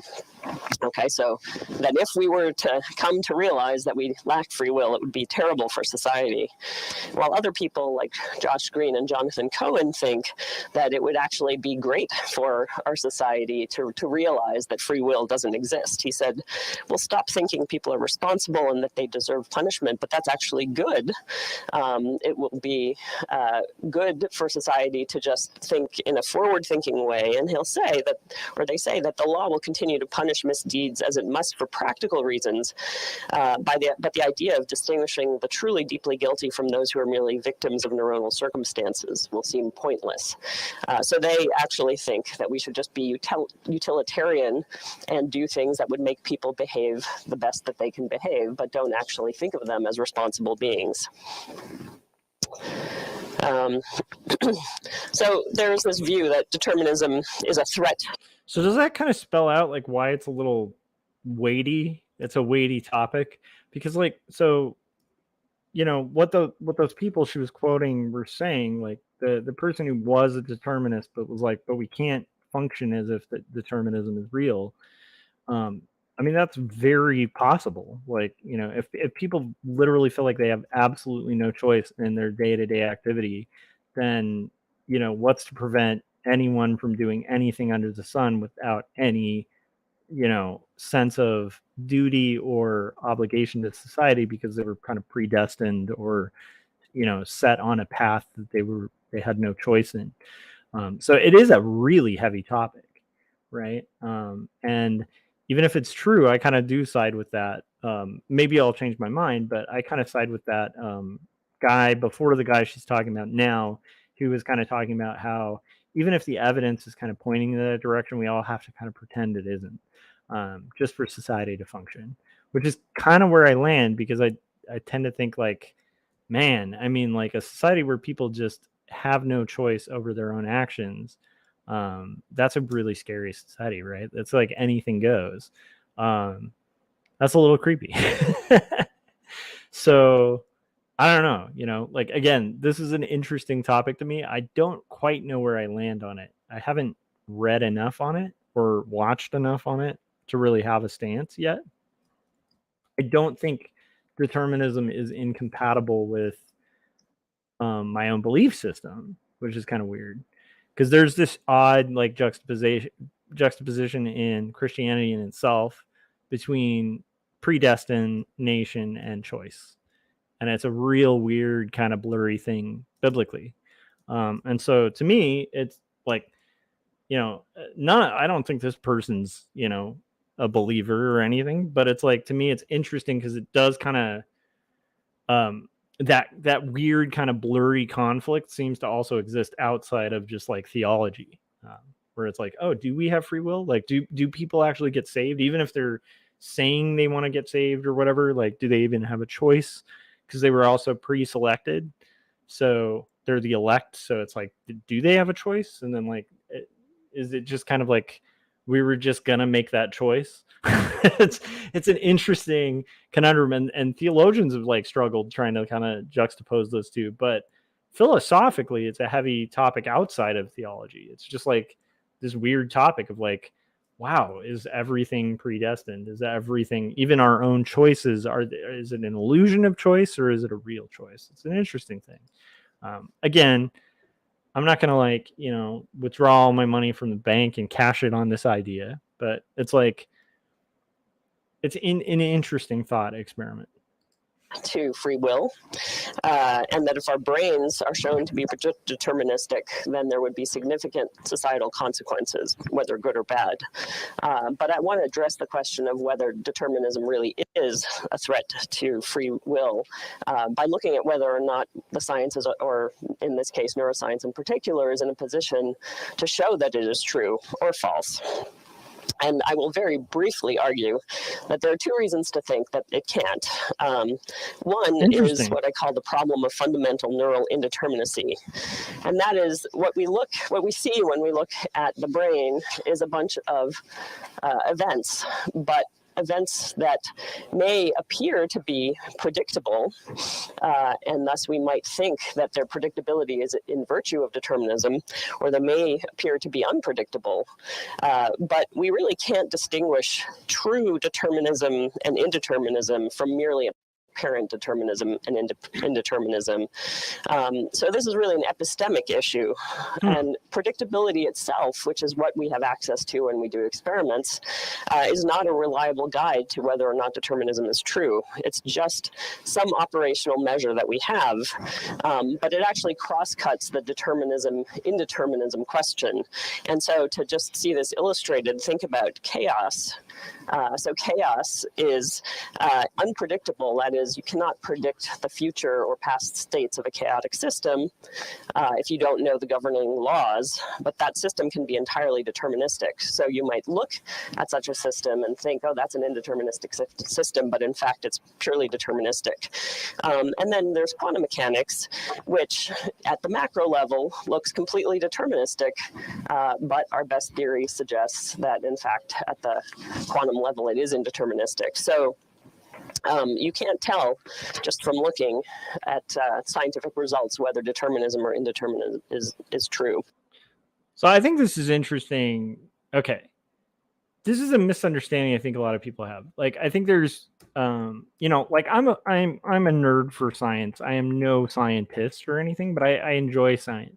One of the things I enjoy about science or watching like a political debate, or even like honestly, I watched like a freaking debate with a flat earther on here. And part of why it's interesting is exercising my brain and allowing myself to have moments of like, do I really know a lot about this subject? And if I don't, I should hear it, and I should hear a good argument for it. And again, like, I don't even know where she stands on this. I don't, frankly, with this particular topic, know particularly where I stand on it. And so it's a fun thing to approach. Now, there's a place I want to stand on it, but I feel like when I'm approaching like thoughts or like different topics or ideas that are interesting and there's multiple viewpoints on, and there's a lot of gray, I like to kind of step into that gray and kind of hear the good arguments or the good statements or whatever somebody's case is, before I kind of go in and go, well, I don't want to agree with this person, so I'm not going to watch this thing, or I'm not going to hear their viewpoint. I find that I get really enriched by hearing a viewpoint that I may not even agree with, and to me, this is already really interesting. So hopefully it is for you guys too. But if you're like watching this and you're like, man, determinism's stupid, is it? Because it's not a resolved thing. And like, for me, I'm not a fan of some philosophies like pure nihilism. Not a fan, but there are some really strong nihilistic arguments that are hard to refute and hard to get in with. And it's good to know that. It's good to know that, not just be cocky and be like, oh, that's easily proved wrong. No, it's not. Like, these are heavy issues that have been argued about for, centuries. And that's interesting to me. This is super interesting. Okay, let's continue. The second problem that I think rules out neuroscience as a means to answer the question of determinism is what I call the problem of exhaustive neural determination. And I'm just illustrating how incredibly complex the brain is. So here you can just see this is a wiring diagram between areas of the primate visual cortex. And they're massively interconnected, but these are just schematics of what areas connect to what other areas, and virtually 20 years ago. And so between all of these areas are in fact millions upon millions of connections, and you can't actually isolate individual systems because the whole system is massively interconnected. So if you were to look at a system, at one part of the system, and say, oh, there's activity here, is this predictable or unpredictable activity? Well, the only way you could say that is if you knew what the activity of the whole rest of the system is and how that system was wired up. And so you actually have to have global knowledge of the system, which we cannot get from neuroscience. And just to give you a sense of what this looks like at the neuronal level, this is a wiring diagram of, I think, the only organism that we have a wiring diagram for. It's a very simple worm with 302 neurons. Okay. Are you guys following the point? I think I'm following it. I'm not going to pretend I'm like entirely. But from what I gather, it's kind of like, the thing that I can think of, what it sounds like she's trying to say, and that is a really cool diagram. That's all I'm saying. But what I think she's trying to get at is like, so neuroscience, I'm going to make an analogy and say it worse than she said it.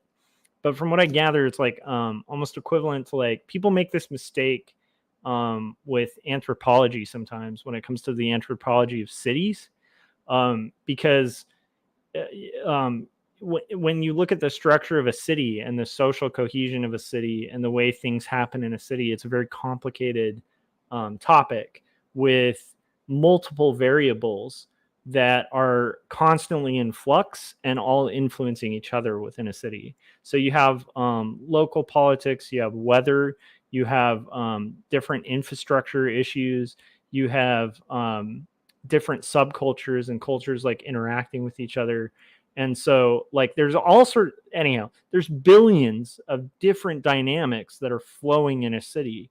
So if you're trying to look at a city as a system, it would be a mistake to kind of like go, okay, crime rates have gone up in the city, and look at this one statistic about people have bought more umbrellas. So since people have bought more umbrellas, I noticed like, hey, when people bought more umbrellas, crime went up.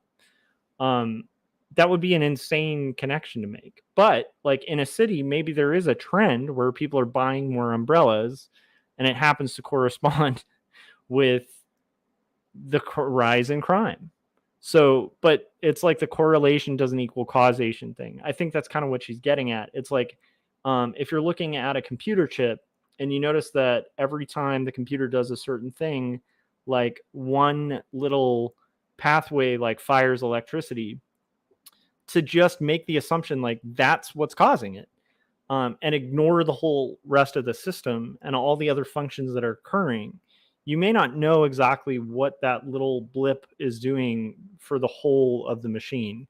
I think that's what she's getting at, which I think is a really interesting point about like kind of the limitations of neuroscience. So they can see it like fire off and see a reaction in a person or in a monkey or whatever.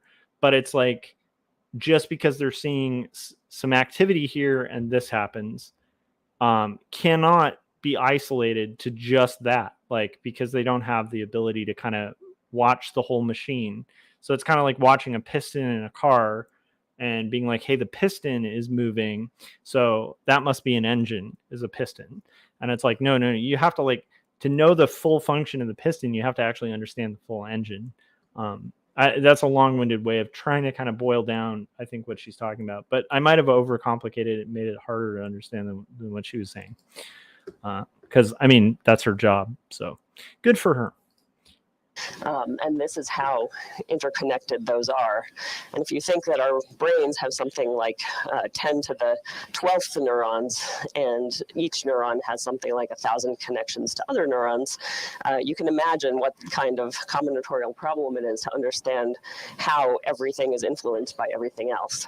So again, I don't think neuroscience is ever going to give us this ability to say whether some unexpected event that we see in the brain is actually due to just causal activity from other events in other parts of the brain, or something that is truly an indeterministic event. Okay, I want to pause here. I will say, I personally feel like she made a logical flaw there. You never can say, oh, I don't think we could ever know. I feel like knowledge is so flexible. Who knows what we'll know, like 10, 20 years from now, maybe they will know. That's the weird thing about the pursuit of science, is like we have gaps in our knowledge, but they close. They don't all close. And I'm not saying science is going to figure everything out. That's the one I can guarantee. Science will not figure everything out. But whether they'll be able to kind of study that system more effectively, I mean, they've had huge leaps in doing it. So I can't say they won't have another huge leap. But I do kind of take her point that it's a very complicated system.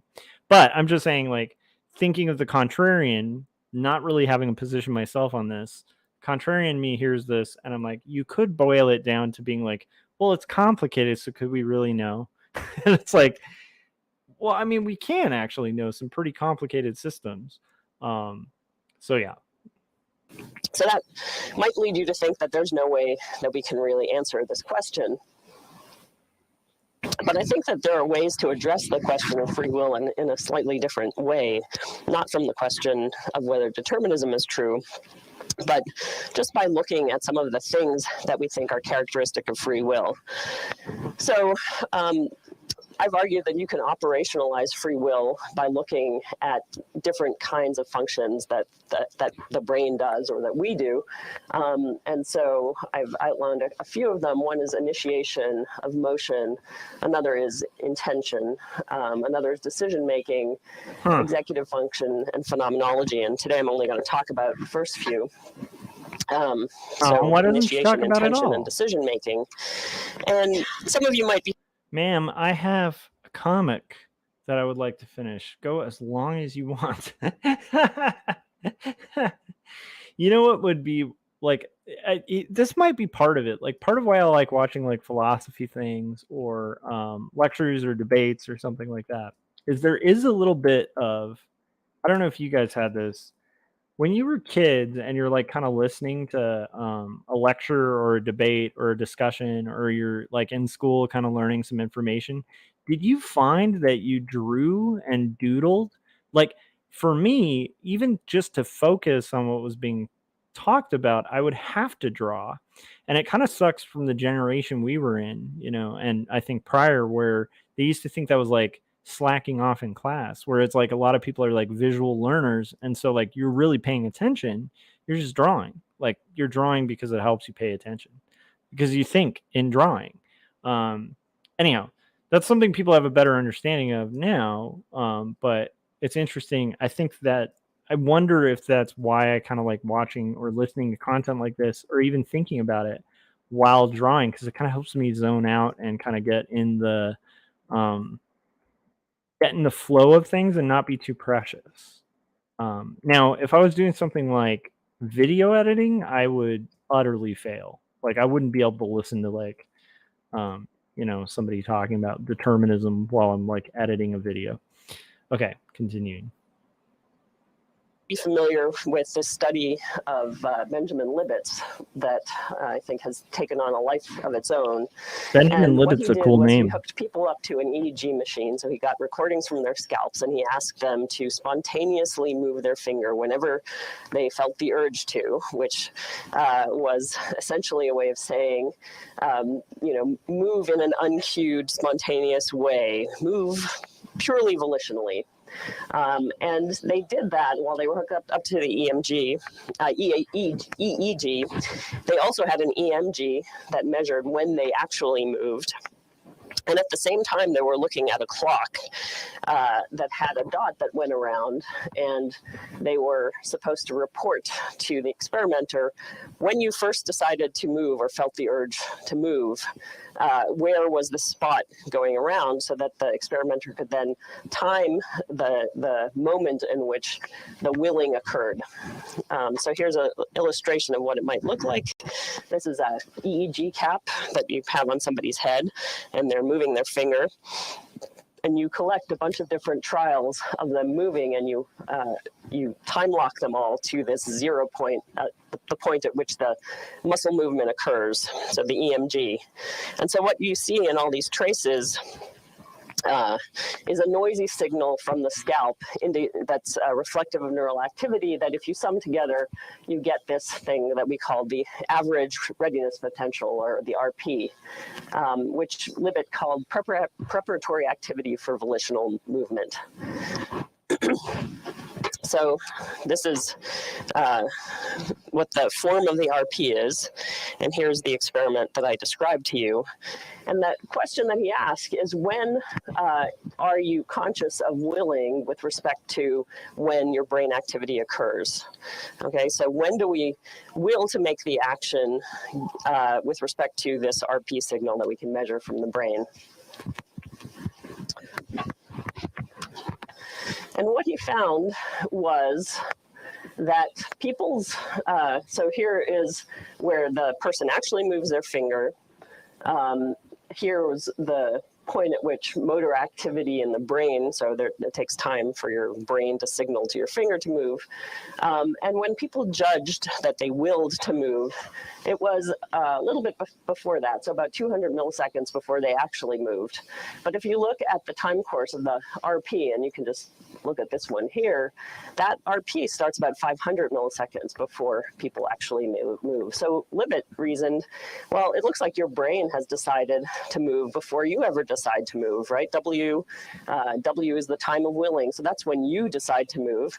But if you look at where the RP starts, it's way back here. And so he argued that conscious will, is illusory. We don't actually will our actions. Our brain just does things for us. And his sorry, another his interpretation citing of the bug. Yeah. So this is really interesting. It sounds like the experiment. I think I've heard about this on other stuff that's talked about determinism. I think the experiment is like trying to kind of measure I mean, she said it really eloquently, but I'm going to try to boil it down. And part of why I'm repeating this is something I practice when I'm talking to somebody about a complicated idea that I may not fully digest. Part of the way I'll do that, like this helps, especially if you're having a disagreement with somebody, is to kind of like rephrase, like, so what I'm gathering is you're saying this, and making sure that I'm on the right page. And I think out loud. So in a weird way, it's like, this is also a way for me to kind of make sure I'm absorbing this information. But from what I understand, it sounds like the experiment is like kind of trying to test the distance of time between when your brain makes a decision, your consciousness is aware of the decision you are making, and action is taken. So like trying to see the time gaps between. And what she was saying that this researcher kind of or theorized, and it'll be interesting to see where she goes with this, from this experiment, was that there was a gap in time. So like your unconscious mind makes a decision to move at a certain time before your conscious decision makes it. And that is very frightening if that conclusion's true. Now, it'll be interesting to see her kind of debunk this if this experiment was false, because I have heard that experiment brought up multiple times by people who believe in determinism. Because that's a huge implication, right? Like if you are unconsciously making a decision before you're even conscious of it, that really screws with the idea of free will, right? Like if I'm like, okay, I'm gonna get in the right lane in traffic, and not because like somebody told me to, but just because like, I don't know, traffic's kind of slow, I'm gonna merge over. But if my unconscious mind was like making that lane change before I was even consciously making that decision, that would mean my conscious decision is an illusion, which is a really huge implication. So you can see why this experiment would be like a big deal, if those findings were true. Okay, let's continue. That we don't have free will. Well, the best that we could do is we could have free won't. So there might be a point in between when we consciously will and when we send our signals, when the brain sends its signals to the rest of our body to do something, to veto the action that our brain has caused kind of on its own. And so he asked whether we have free won't, or suggested that, if there is hope for free will, it's just in the capacity for free won't. So I'm going to give you a number of criticisms of this paradigm. Oh, good. There are many of them. So one is that the way that this experiment is set up, I don't think that it's well designed to probe whether or not people decide to move or not, but it's actually what you're doing is you're an experimenter giving people instructions. They may be vague instructions, but you're saying, decide when you want to move your finger. And so what they're doing is following an instruction. So it's not paradigmatic of free action.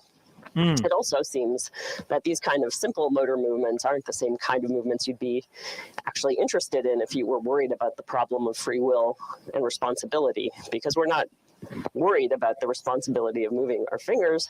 We're worried about things like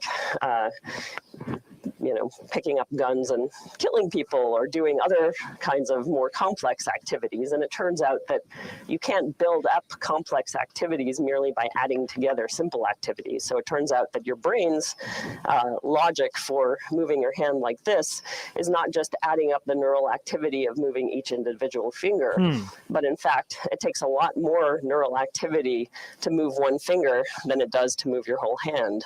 And so you can't actually infer about complicated actions just by looking at these simple ones. And even so that's a good point. So she's basically saying, like, it's kind of it's complex, and this experiment was an isolated simple thing. But the experiment does have interesting, I don't know if does that throw away the interest of it, just because it was a simple unconscious decision that you would feel was a conscious decision and wasn't. I do kind of hear what she's saying about like the suggestibility of, you're kind of giving a command to move their fingers. So it's not really free will, because it's like a command that's stated and you have the choice to kind of do it whenever, but you're not really unconsciously deciding to move your finger because you've been given a directive. So interesting. I don't know where I stand on that, but I hear her points and I'm digesting them. I'm not quite sure where I stand on them. Okay, let's continue. Suppose it were true that these very short timescale things are in some sense out of our control.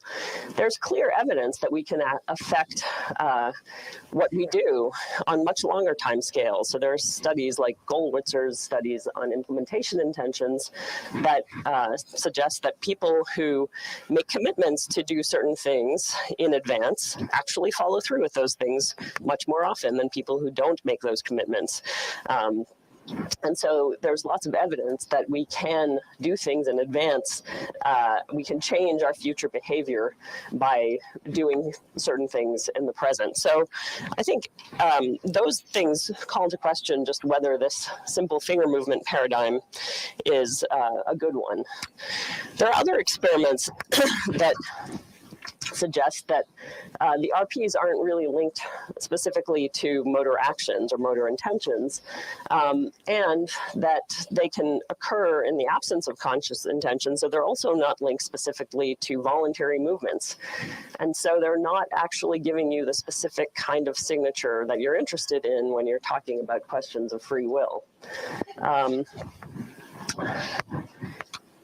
Another kind of study shows that we can actually stop ourselves from doing actions much later than you would think if it were this very simple kind of series of events that caused you to move after the RP. So we can stop actions long after the RP onset, long after motor preparation, even after there's signal from the brain to move your finger, you can still stop that action from occurring. So it's not just a series of mandatory actions that stem from some activity occurring in your brain. And these are other papers that show that RPs occur with all kinds of decision making that are cognitive and not motor, and that even people under hypnosis who are not voluntarily moving at all are in fact creating things that look like RPs when you measure from their scalp.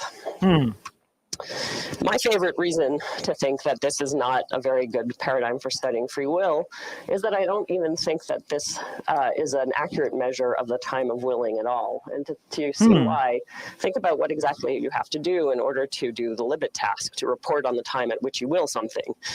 You have to perform at least two different tasks. One is the task of spontaneously moving your finger, and the other is the task of reporting at what time you were aware of the intention to move. And that report requires that you, number one, focus inward and recognize when you have an intention to move, and then shift your attention to the outer world and link that time with the clock. But we know from lots of science that shifts in attention are actually temporally extended, so it takes time to make that shift. And so what you're asking for when you ask for W is really, when you ask for the report, is a meta state, right? A state of awareness about a state of willing, not the state of willing itself. Oh, interesting. And so if we look back at this diagram, this is what Libet said was where willing was.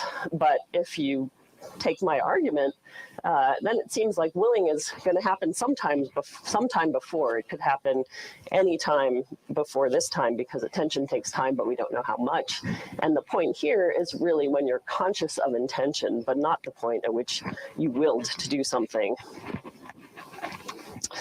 So think about, for instance, coming to a stoplight and you see the light is red and you slam on the brakes. And you do it voluntarily, you do it consciously. And I would say that that's something, if you fail to do it, it's something you can be held responsible for failing to do.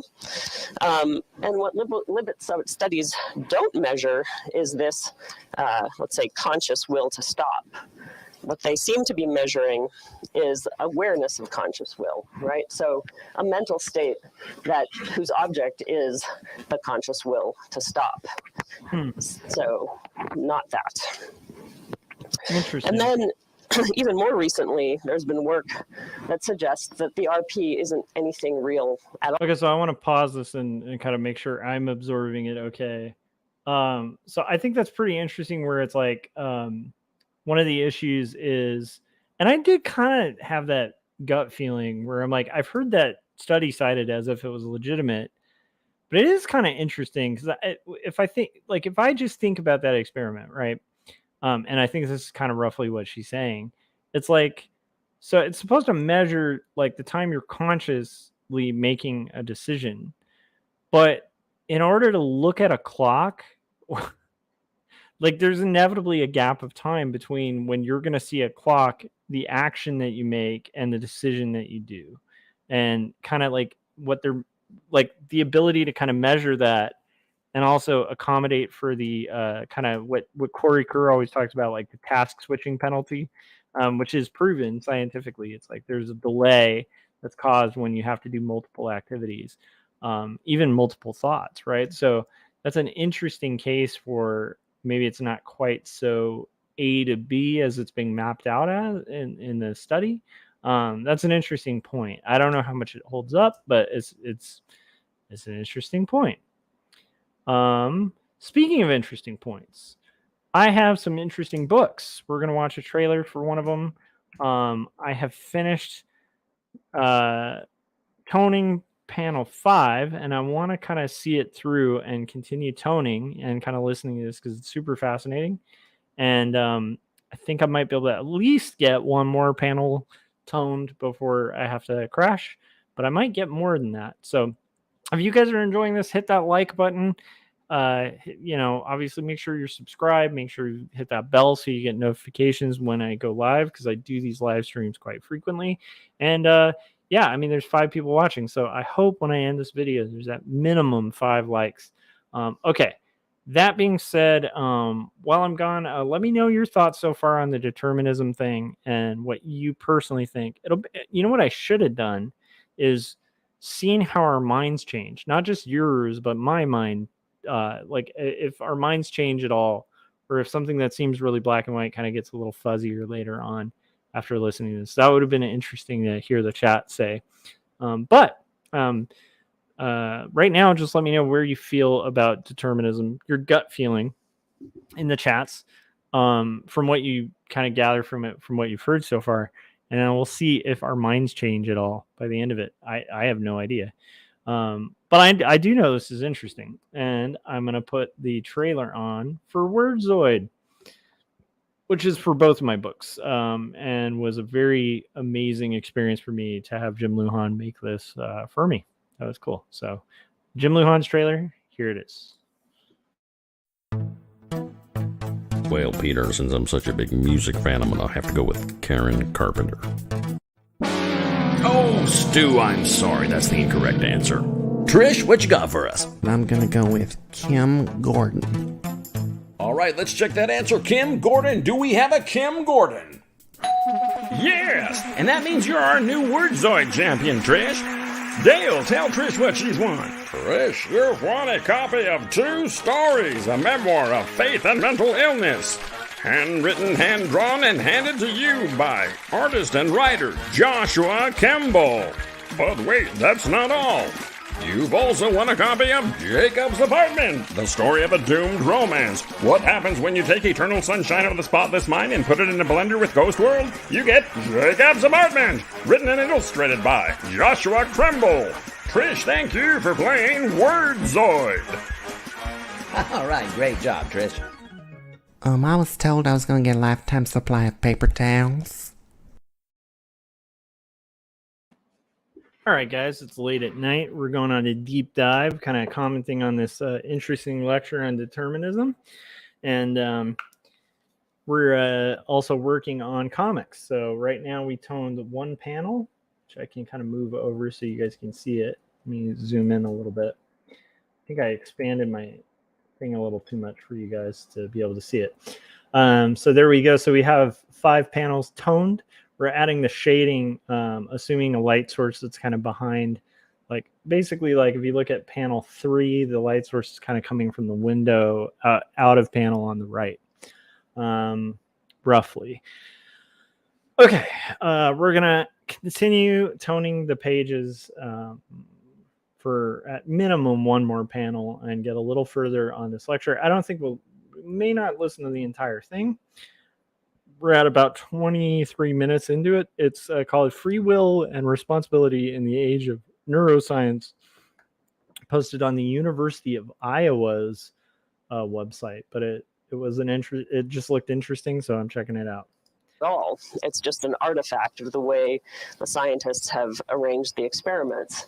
So if you take a bunch of trials and you average them together, you get something that looks like an RP. But modeling studies have shown that a pretty standard diffusion to bound decision-making model, which I will explain more of later in the talk. Okay, good, because I'm not gives following. You both the distribution of willing times that people actually exhibit when they randomly decide to will, and reproduces the RP, even though there's no signal in the brain that actually is an RP. It's just the statistical sum of a diffusion to bound decision-making model.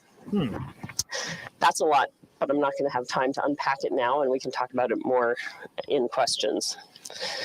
So I'm going to just say of the Libet studies, I don't think that there's anything in those studies that suggests that we don't have free will. I don't think those studies measure free will at all.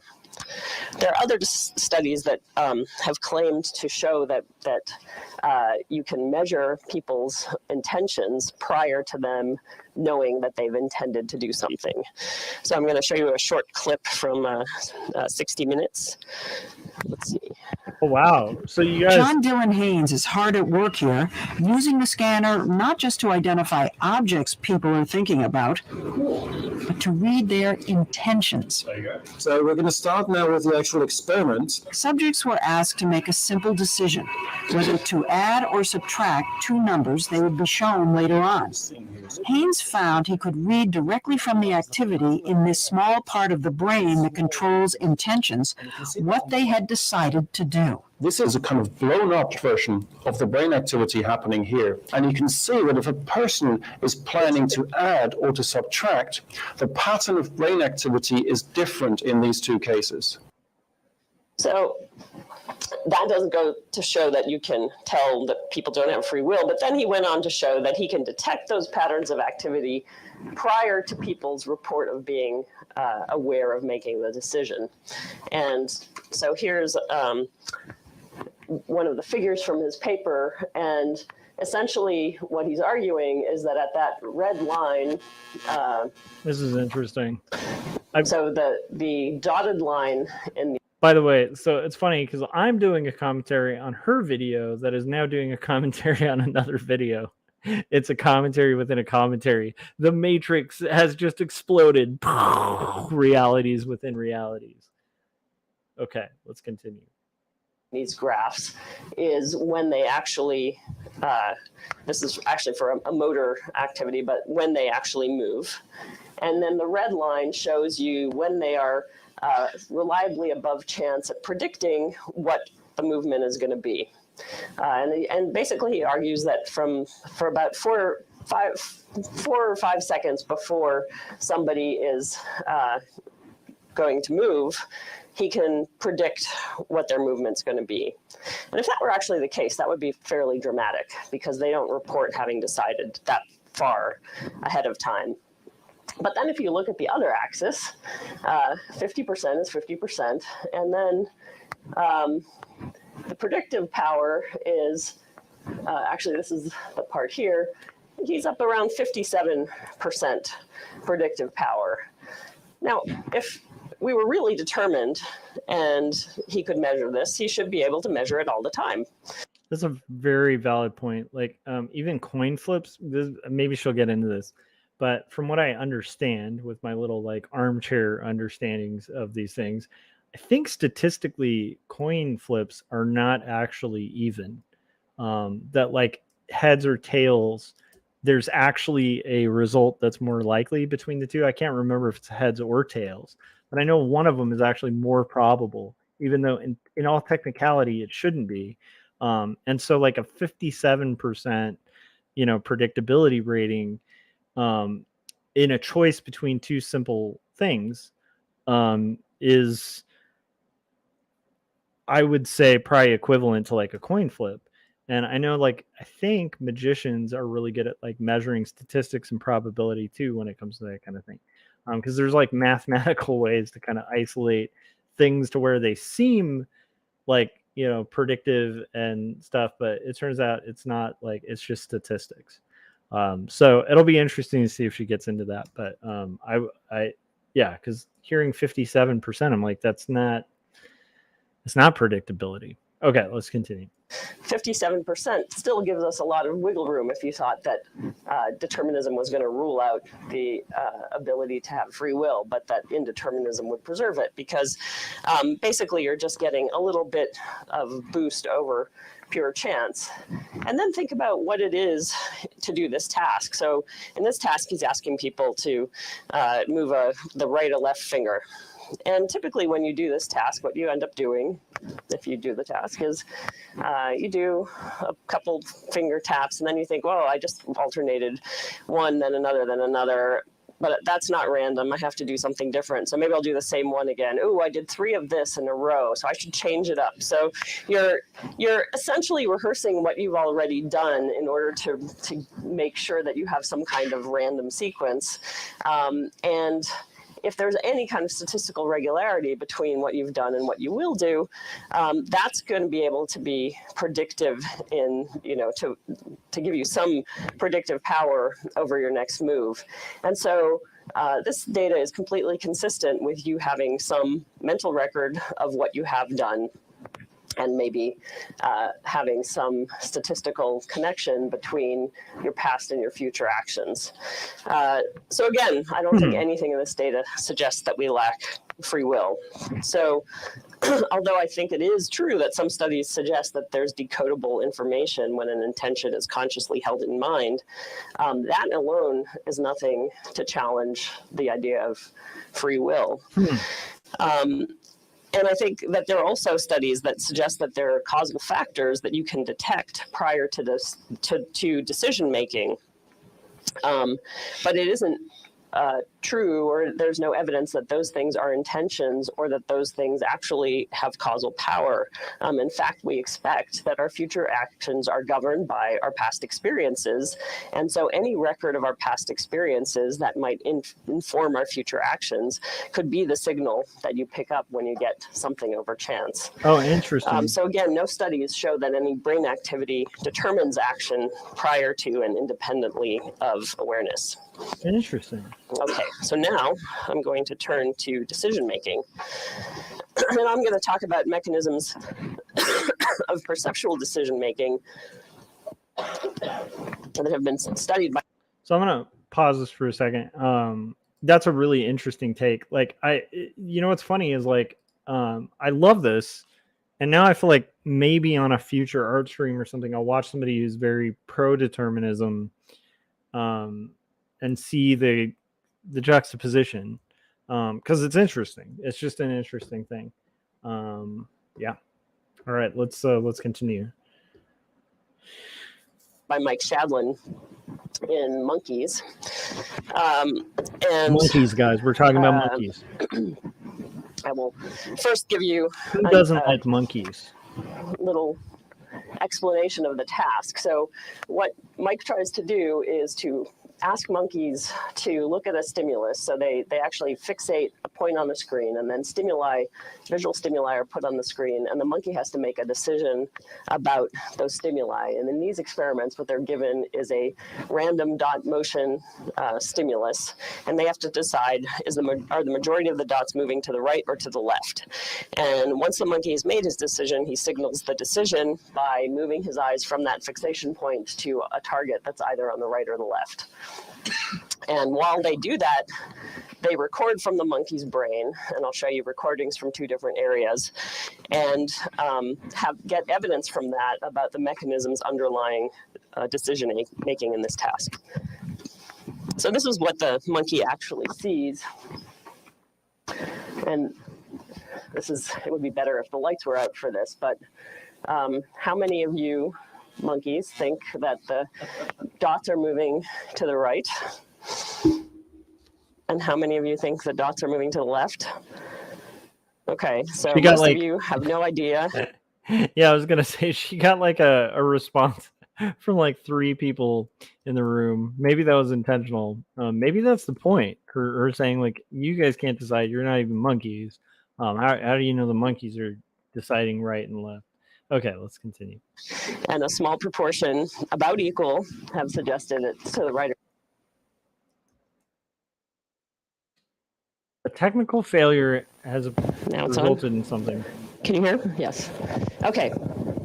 So in MT, essentially, you get a signal that corresponds to motion in the direction that the neuron prefers. So if it's preferring, let's say, here, rightward motion, you would get high response in these cells for a strongly rightward stimulus and lower for less strong.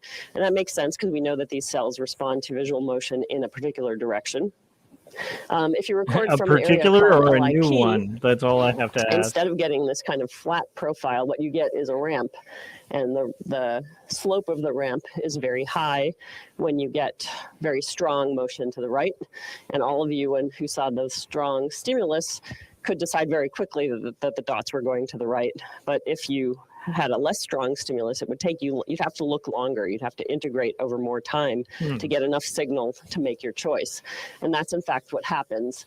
And so if you average all of these traces to the time at which the monkey responds by moving his eyes, you can see that the strongest motion has the shortest latency between the baseline and reaching that threshold point, whereas the less strong signals take longer and longer. And so this is exactly what you would expect if this decision-making system were essentially a diffusion to bound, that you basically needed to get a certain, or you integrated over time until you reached a certain strength of activity indicating motion in one or the other direction that would then trigger the response. Now, I think that this is pretty much how decision-making works. And you might say to me, well, no, this is just some perceptual input from the world. The decisions we make have all kinds of other things incorporated into them. We care about value, we care about probability, etc. Well, it turns out that these LIP neurons also care about those things. So if you promise monkeys rewards that they prefer, the neurons fire more. If you give them rewards that they're not crazy about, the neurons fire less. So they're modulated by value. If the monkey thinks it's very probable that the motion is going in a certain direction, those neurons are going to fire more. And so all of the aspects of decision making that we think of when we think of human decision making are actually present in the firing of these cells as well. And so you can model decision making as this kind of diffusion to bound, where you have lots of different kinds of evidence. You have perceptual evidence, evidence about value, evidence about expectation, evidence about costs, etc. And the system essentially integrates information from populations of neurons until the activity in that system reaches a threshold. And you can consider those thresholds as being options in a test, or propositions like, you know, I will go to University of Iowa versus I will go to University of Kansas. You know, so decisions can be modeled in this. Or you will go to the best university in the world, California State University of Long Beach, which, by the way, they've done all sorts of studies on the brain, and that's just that's not even a coherent or conscious choice. Like, everyone should go to Cal State Long Beach. That is the right answer. Wait a minute. Let me do a quick test for anybody who's watching this.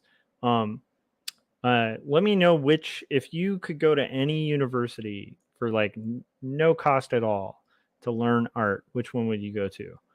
Okay, anybody who didn't answer Cal State Long Beach, you all fail. All right, we'll continue. But it's neurologically proven that Cal State Long Beach is the best university on the planet. Okay, let's continue. Kind of framework, and it turns out that it's exactly this kind of framework that allows you to. So if you think that this is a model for decision making, and you simulate this with a Libet type experiment in mind, you can recover the form of the RP. So the dark line is the essentially the distribution of latencies for W given the empirical data. When you actually ask people, move whenever you feel like it, they're going to have different lag times before they move. And if you just make a histogram of those, you'll get a certain shape. And if you see what the model does with this kind of structure, you get almost complete replication, and you can recover the shape of the RP by averaging all these trials to the moment of movement. So we can explain the presence of the RP, which turns out to not be a real thing, but just a statistical artifact of the experimental design from this decision-making model. Okay, so I think all of this points to something interesting, which is it looks like our decision-making processes are mechanisms of some sort. They're neural mechanisms, and we're starting to understand the basis of those mechanisms. But there's nothing in this data that suggests that they're deterministic mechanisms. So I think it's important to distinguish the notion that something is mechanistic from the notion that it's deterministic. So you can have indeterministic mechanisms as well.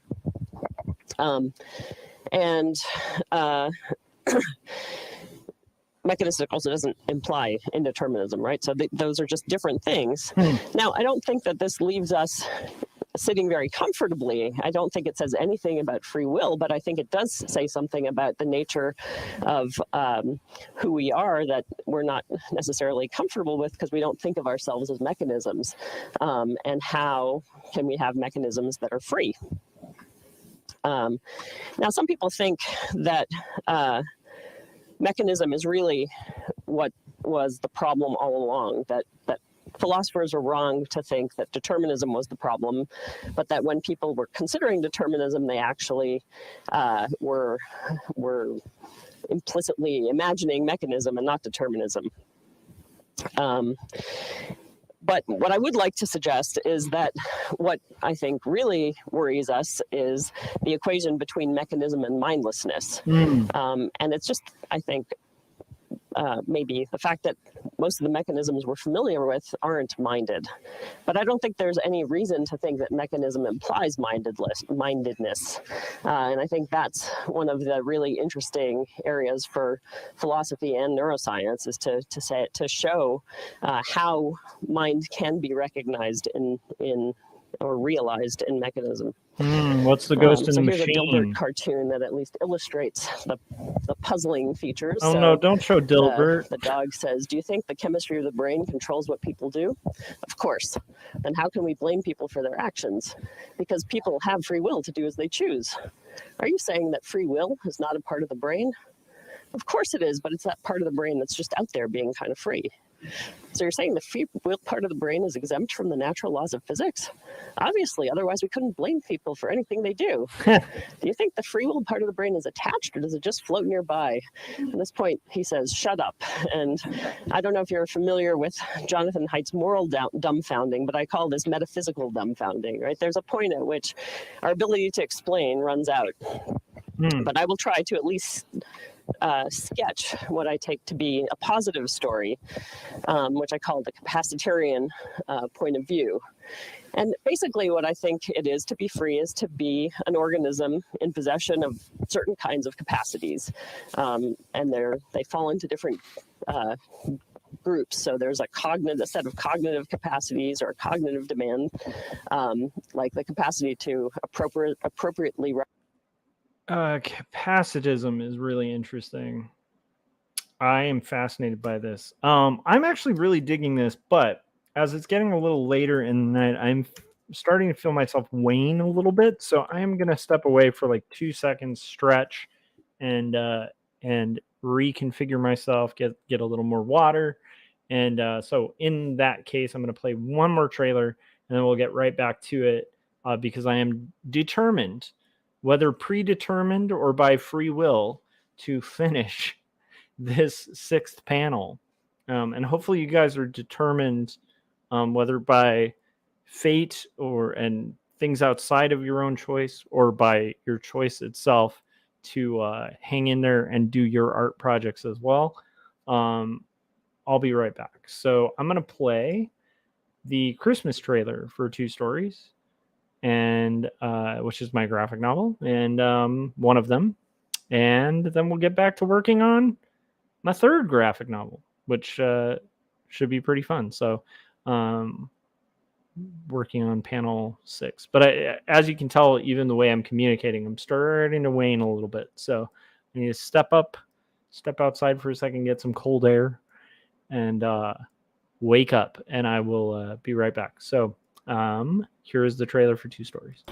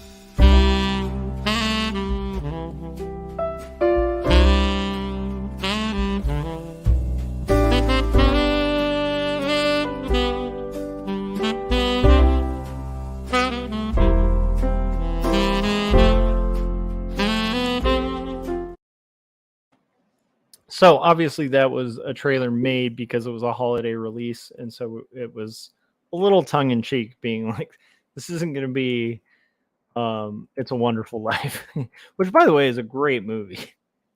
Yeah. That was the Christmas trailer from the Christmas before that book was released, which was a year that I can't even remember. I think about 2 years ago.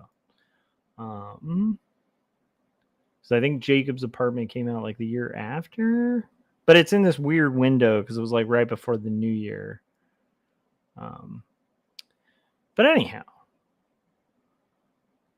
we were checking out this thing on determinism. So let's continue, and let's continue to blast through this page, blast through it like a blast from the past. Represent facts, or might be the moral facts if you're trying to make moral decisions.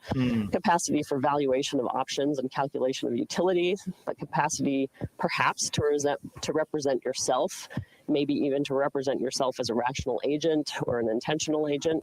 I'm not sure.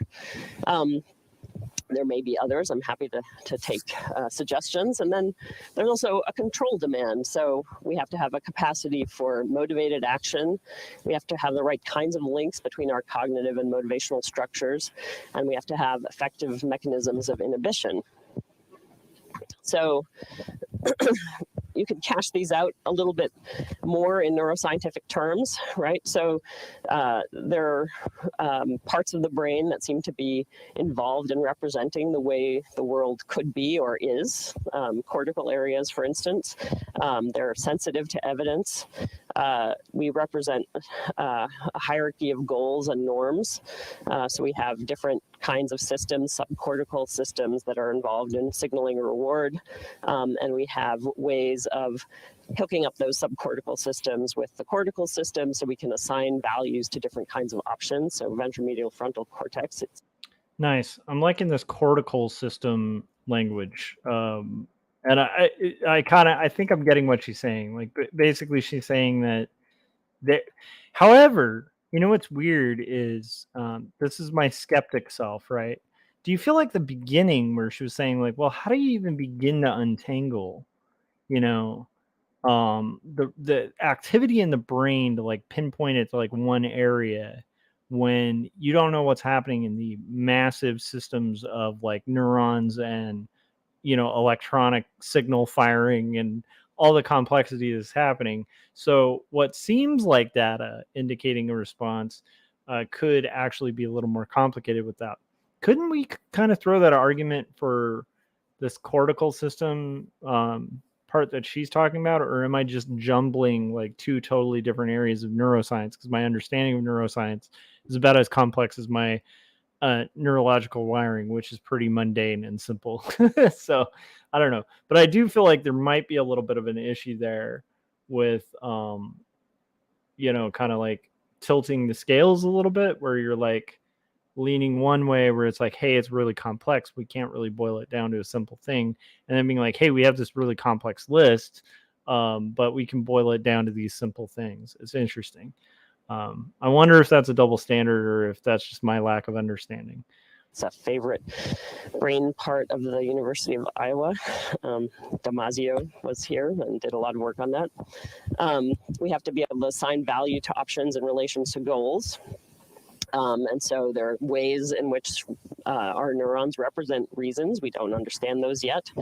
And ways in which our cortical representations are modulated by reward contingencies. So these are part of what the brain version of the cognitive demand could be. And then there's also an analogous control demand. So the ability to reassess and evaluate goals. And so we know that some of that happens, at least in orbitofrontal cortex. Other kinds of structures that resolve conflict and inhibit automatic responses, dorsolateral prefrontal cortex and the anterior cingulate are favorite areas that seem to do that, and other areas that are capable of acting on the output of the cognitive system.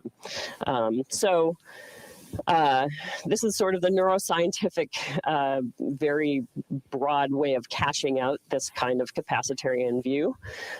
There's analogous thoughts in the philosophical literature. So for instance, Fisher and Revisa talk about reason responsiveness. And if you try to understand what reason responsiveness actually boils down to, it includes the capacity to do all these kinds of things. And again, I think reason's responsiveness is not something that's threatened by either mechanism or determinism. So I'm going to wrap up now. I think there are things that matter to free will and responsibility. I think things that matter are that we make our choices, that our choices involve the right kinds of psychological states, that we have certain kinds of capacities, including those to represent facts and to deliberate and to re-deliberate or re-evaluate if we have new evidence. In other words, that we are reasons responsive.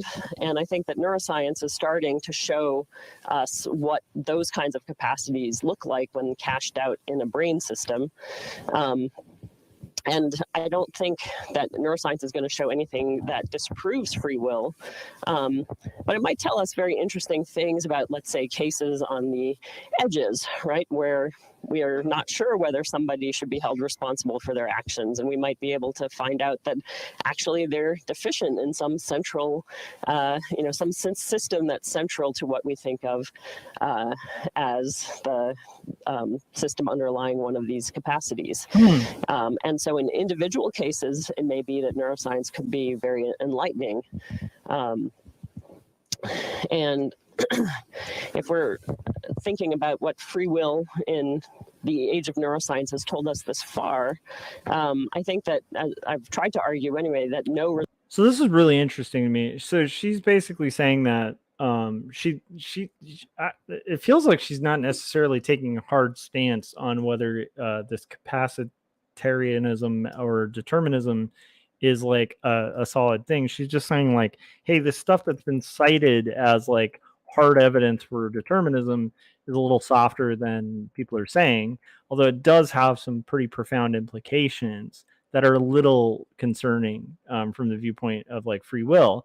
But she's also kind of defining, well, this is what I would think of as like free will, which I don't think anybody would disagree with her definition. It sounds pretty solid and salient. Like what brain capacities would need to be there for somebody to have free will.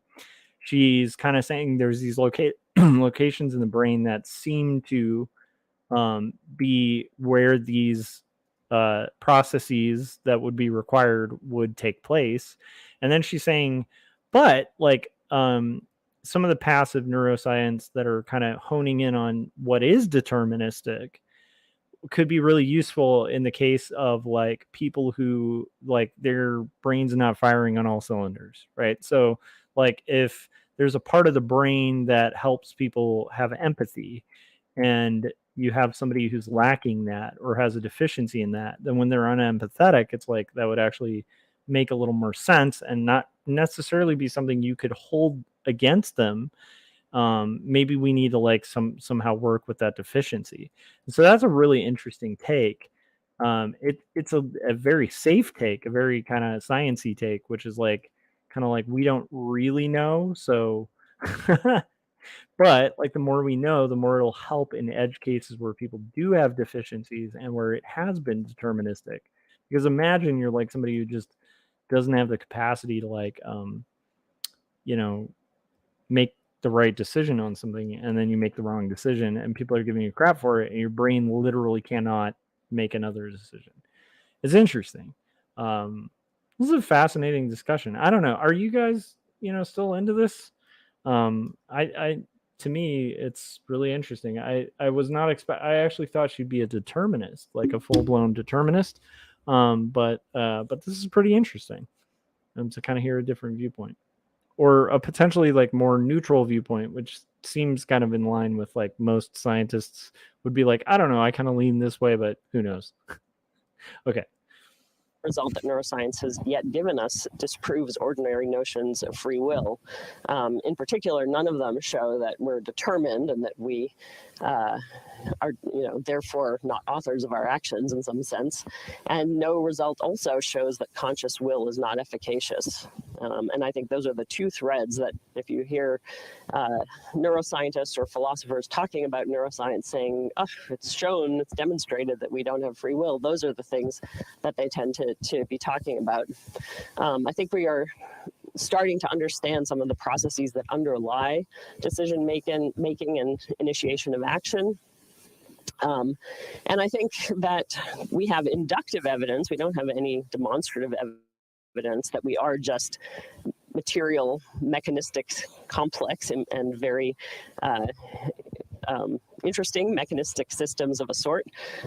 But I think it's still inductive evidence. I mean, we're starting to show what the mechanisms are that underlie some of the things that we have thought of as being somehow uniquely human, tied to our souls or minds in some immaterial kind of sense.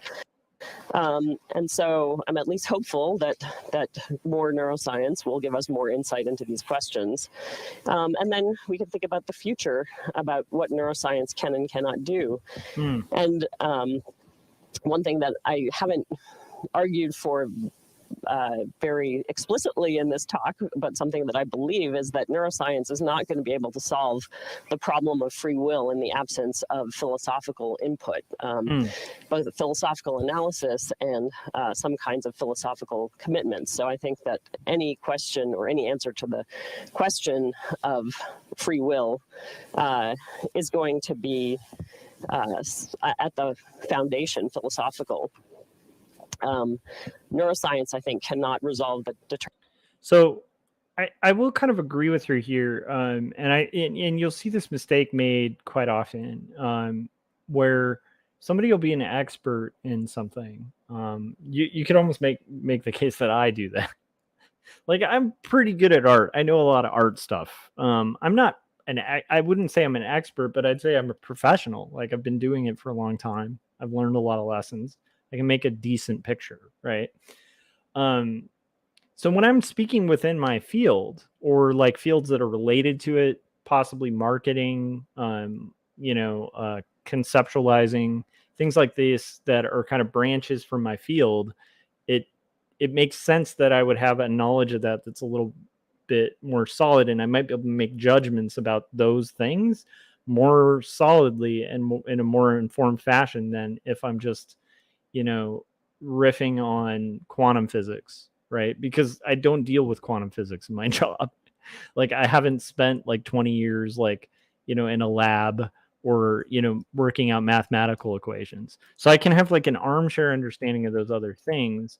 But I feel like a lot of experts will make, there's two mistakes made. One is that sometimes people assume themselves experts and assume their knowledge is broader than it is. So there are things like that I have friends who are mathematicians and they can kind of try to explain to me black holes, but I don't get it. But they teach math at like universities, and they you know, I'm really shitty at math. Like I'm not, I've never been good at math. So the equations kind of work. But it's like I don't get to see the equations, so it's like I don't know. I would be in error if I started trying to kind of prove the equations when I'm terrible at equations. However, somebody who does mathematical equations would be in terrible error making a decision about aesthetics or art. Like, now, that doesn't mean they can't have an opinion on aesthetics or art or have taste or possibly even be artists themselves, right? But my point is, like, and I think her point is, there are certain things that unfortunately, like, different fields will sometimes take too hard of a stance on. I think Stephen Hawking was like a brilliant guy. I think he's genius, you know. I mean, I'm not alone in that. That's not like a hot take. But I do think sometimes if you watch like Stephen Hawking's talks, there are points where he goes like way outside of his own field of expertise and tries to kind of like, again, like make like a theory of everything. And that's kind of where it errs quite often, you know, where it's like you can't dodge like the humanities and like philosophy. Like one of my favorite we watched a thing by John Lennox, who's I think a really smart guy. He's a mathematician, but he's like a theologian, and like an apologetics guy who teaches at like Oxford. And he, like, one of my favorite statements he makes, and I think it's a quote by somebody else that he uses a lot, but I think it's good, which is like, science can kind of tell you what happens if you put strychnine in tea, right? But it can't tell you whether or not you should put that in your grandma's tea. Right? That's like, science can't go into oughts, it can go into ises. So it's like science can't get into ethics. Ethics is its own science. Like, ethics is its own field. So to try to like derive ethics from a system that doesn't allow ethics is like a real problem. And a lot of people make that mistake where it's like kind of, you know, they do it with art all the time too, where it'll be like kind of forgetting the humanities because everything else is very much more easily measurable than the humanities. But history is important. You know, there's things that historical record can solve like much better. There are things that anthropological studies can solve a lot better. There are things that a neuroscientist can discuss better. But like, even the neuroscientist, to go from an is to an ought is a really tough thing, right? Because technically your job's observation and recording, like being like, if we do this, this happens. If we do this, this happens. It seems like this functions this way. And you just kind of keep doing that and ruling it out in like, you know, controlled experiments, which is a really important thing. Like, you know, there are advances in neuroscience that are really cool that I've read about. It seems like they're getting a better understanding of certain neurological disorders. And so by coming into a better understanding of that, they've been able to develop better treatments for like neurological issues, which is really cool. But the, you know, like again, like the science itself is very limited in being able to say what ought to be. It just can say what is and what happens, and it you know, it's very descriptive. Like, science is very descriptive. It's not necessarily prescriptive. Now it can create things that are prescriptions, but can it make a judgment on whether it should do that? Like, a good point being like, you know, science without ethics would be doing tests on human beings, right? The reason we don't test human beings isn't like a scientific choice. It's an ethical one, right? And it's like the two kind of go hand in hand. So I kind of see what she's saying, where I think sometimes you can make that that leap the error of being like, this is true in this thing, therefore I'm going to overstep my bounds and go into like 5 different fields that are not my expertise and say that it's true of those and start importing things that aren't even in my field to kind of prove that. And I see that happen quite often. Like Dawkins will do that sometimes too. Like Dawkins is a brilliant guy, but he'll go outside of his expertise in like biology and go like way outside of the realms of like his own expertise, and make like bold statements that are like broad implications that are larger than I think he can. And that's the point. Like, I mean, everybody's got the freedom. Like right now I'm riffing on like what I think and stuff. And like, we all have the freedom to do that, but the validity to that, she's got a good point. That's my only point. Sometimes you need to make certain discussions worthwhile. Like some things are discussions of ethics or philosophy and not the realms of science. However, as information increases, some of these things can become the realm of science. Like let's say they find like solid part of the brain that is causing a specific choice that's a bad ethical choice. And we figure out like a treatment for it. Then you have ethics and the science like working together to create great solutions, to better people's lives. And that's kind of like your ideal scenario.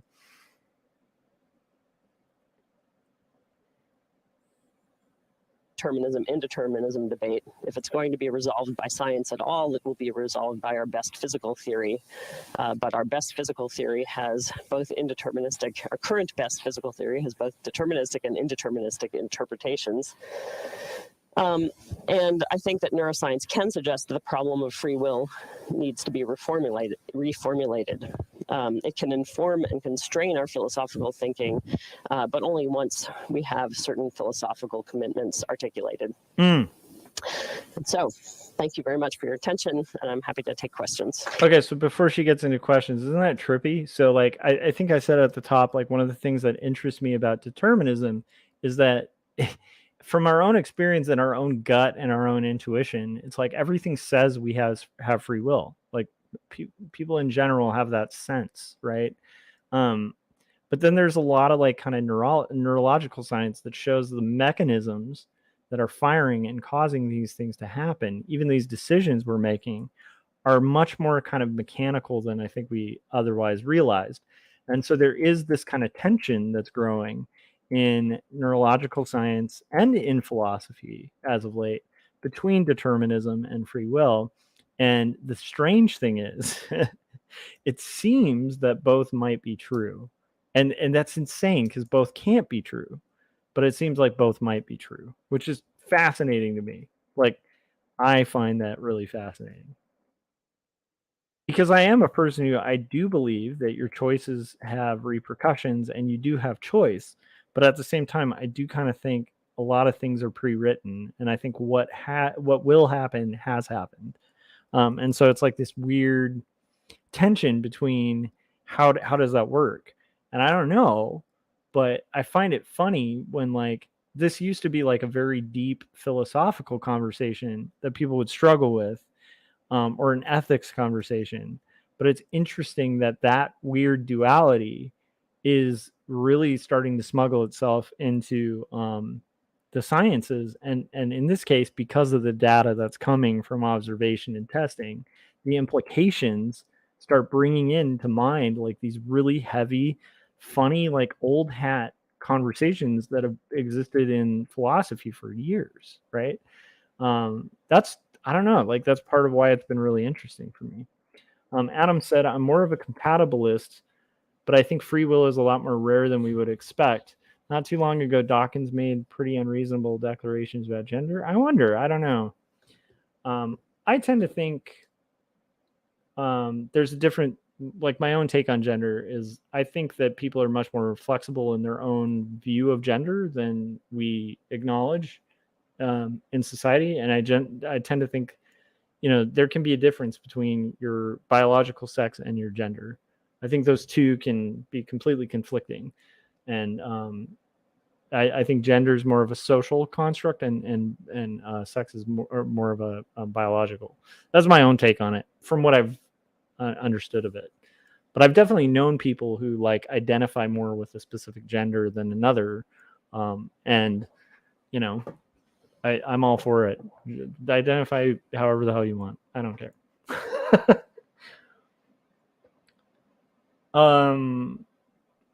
Yeah, Adam said, hard to come to a definitive conclusion about free will when we don't have a very good theory of consciousness, though. Yeah, and that's the scary part about the experiments and stuff that they've been doing, because they're starting, like, it's starting to look more and more like a lot of things we associated with consciousness are mechanical firings. Like they're literally just a mechanism, like a hard drive. But I've also heard that it's what's the term? It's more like there's a lot of plasticity to it. So unlike a mechanism like a hard drive and hardware and software, which don't have a ton of plasticity, meaning like they aren't moldable, like they kind of do their functions and they both kind of feed each other. The brain is like, from what I understood, it's like very it has a lot of neuroplasticity. So meaning it can function as a hard drive and software and kind of change and adapt, and it's constantly evolving and moving and very plastic, has a lot of plasticity even later into life than we initially understood. Like people used to think that the plasticity area of the brain, where it's constantly growing and kind of evolving and adapting and serving multiple functions that will shift and change through as we age. A lot of people thought most of that activity happens in childhood, but there's all these studies recently where they've talked about like this happening for like people who are like in their 80s, even as they're suffering from like Alzheimer's or whatever. Their brain will still be like evolving and growing and like changing functionality and not just decaying. So it's a really like neuroscience is fascinating and it's cool. And like, I totally don't understand it, but everything in that field is making really huge strides. But it is funny, much like all of our attempts to understand things, is like the bigger the strides we make, the more we understand like we don't know. Like we worked reducibly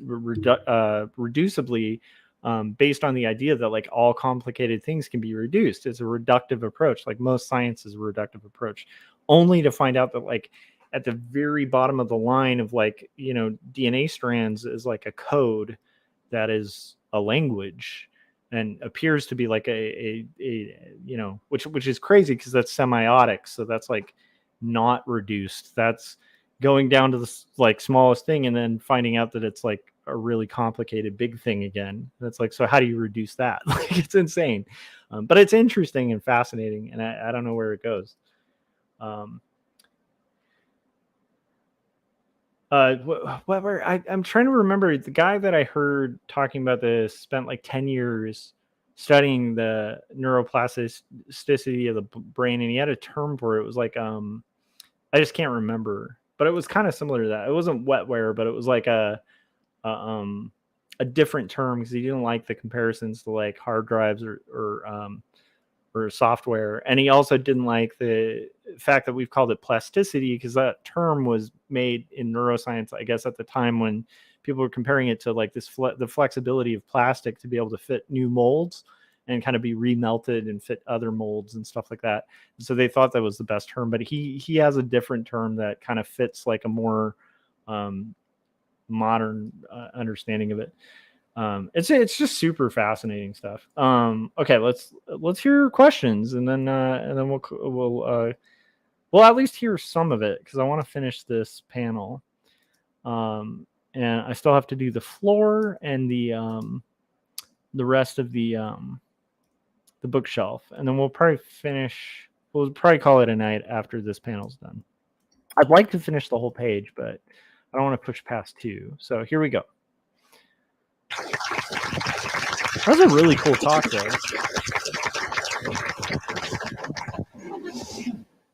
Trying to see if I can find her name.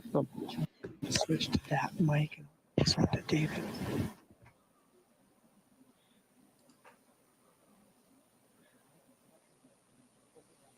a very complicated topic, though. I also applaud somebody who can take a complicated topic like that and make it digestible. It's a very hard thing to do.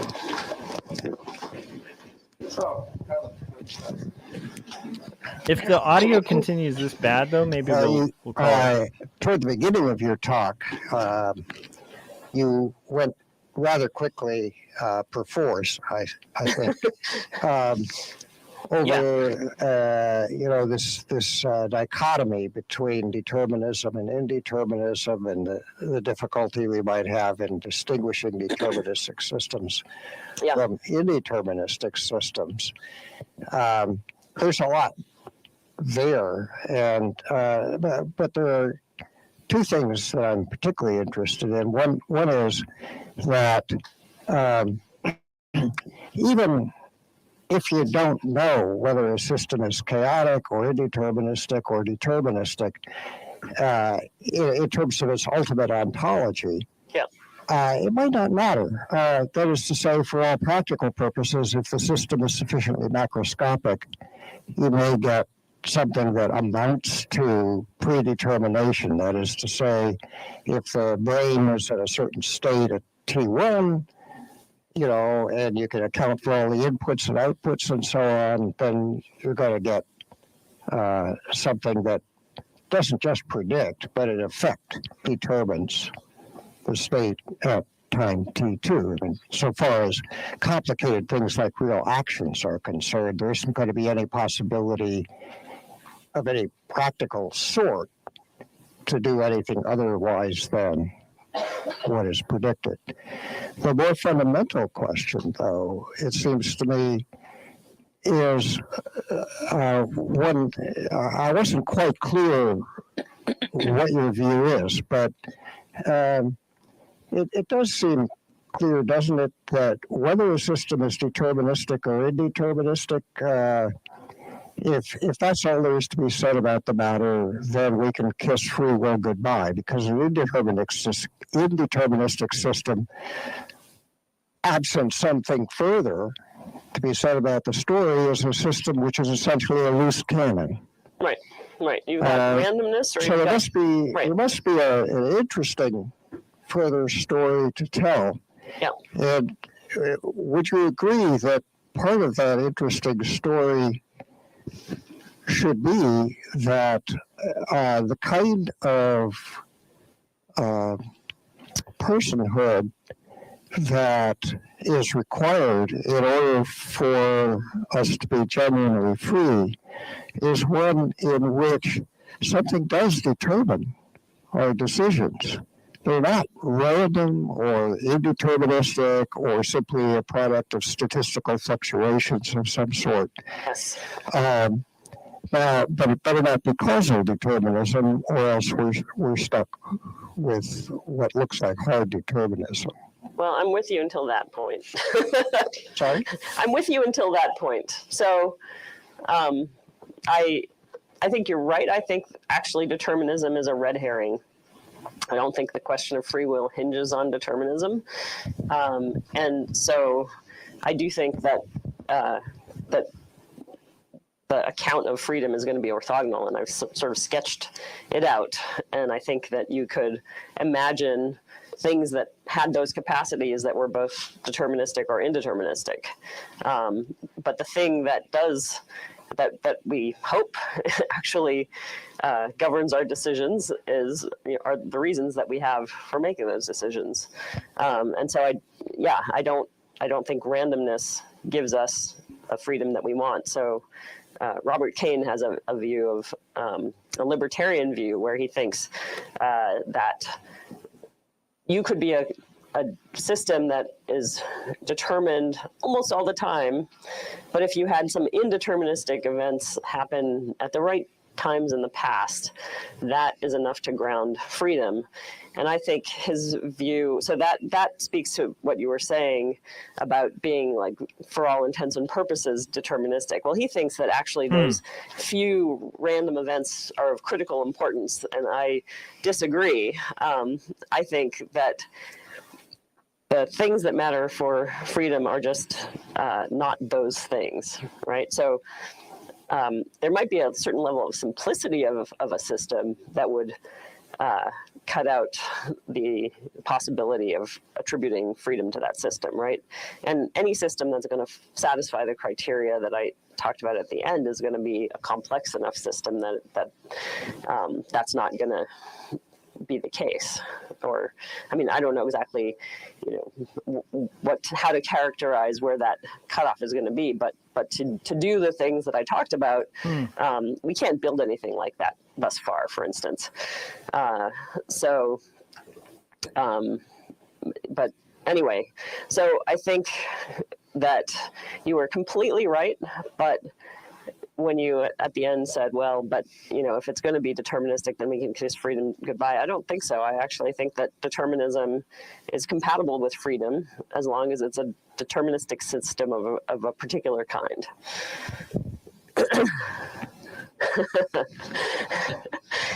Are you taking my questions? Picking people? Yeah. Emily? Great. Oh, was I was. Oh, yeah. I don't need this. I have a mic now. You do have a mic. Yes. I took it without thinking. That was really fascinating. I like her answer. That was an interesting take. So it sounds like she's kind of leaning towards, even if determinism ends up being kind of the scenario, we might be able to have a world in which there's something that is both determined. I don't know. I find it funny to watch scientists grappling with an old theology question of how do you have predestination and free will? It's interesting.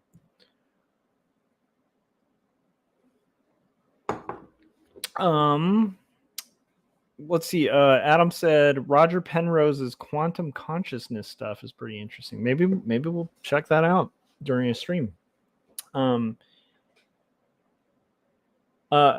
Yeah, I like her style too. Adam was saying, what's the lecturer's name again? I was looking in the notes. Okay, it's Adina Roskies of Dartmouth College. So I might look more into her stuff. But Adina Roskies, and this is on the University of Iowa's YouTube site under Free Will and Responsibility in the Age of Neuroscience. So we're going to cut it a little short. It goes about 10 minutes longer, but I have determined that it is time, whether of my own free volition or because the machine is telling me, and I had no other choice. But we're going to end it with one panel left, which is a hard place to stop. But the goal here on this is to get a graphic novel done, not to completely burn out. So thanks for hanging out with me, you guys. We did the stream for about 3 hours, which I think is pretty good. If you haven't hit that like button yet, do it right now. I'm watching you. It'll take 2 seconds. Just click that like button.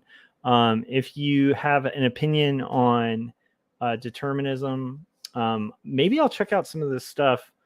Thanks, Adam. Adam said pages are looking great. Appreciate that. We're going to finish up the tones for this page and maybe start flat coloring tomorrow. Although tomorrow's Thursday. Oh, wait, no, tomorrow's Wednesday. We're in tomorrow. I'm just getting that weird late night thing where it's 1 a.m, so it didn't feel like it was Wednesday.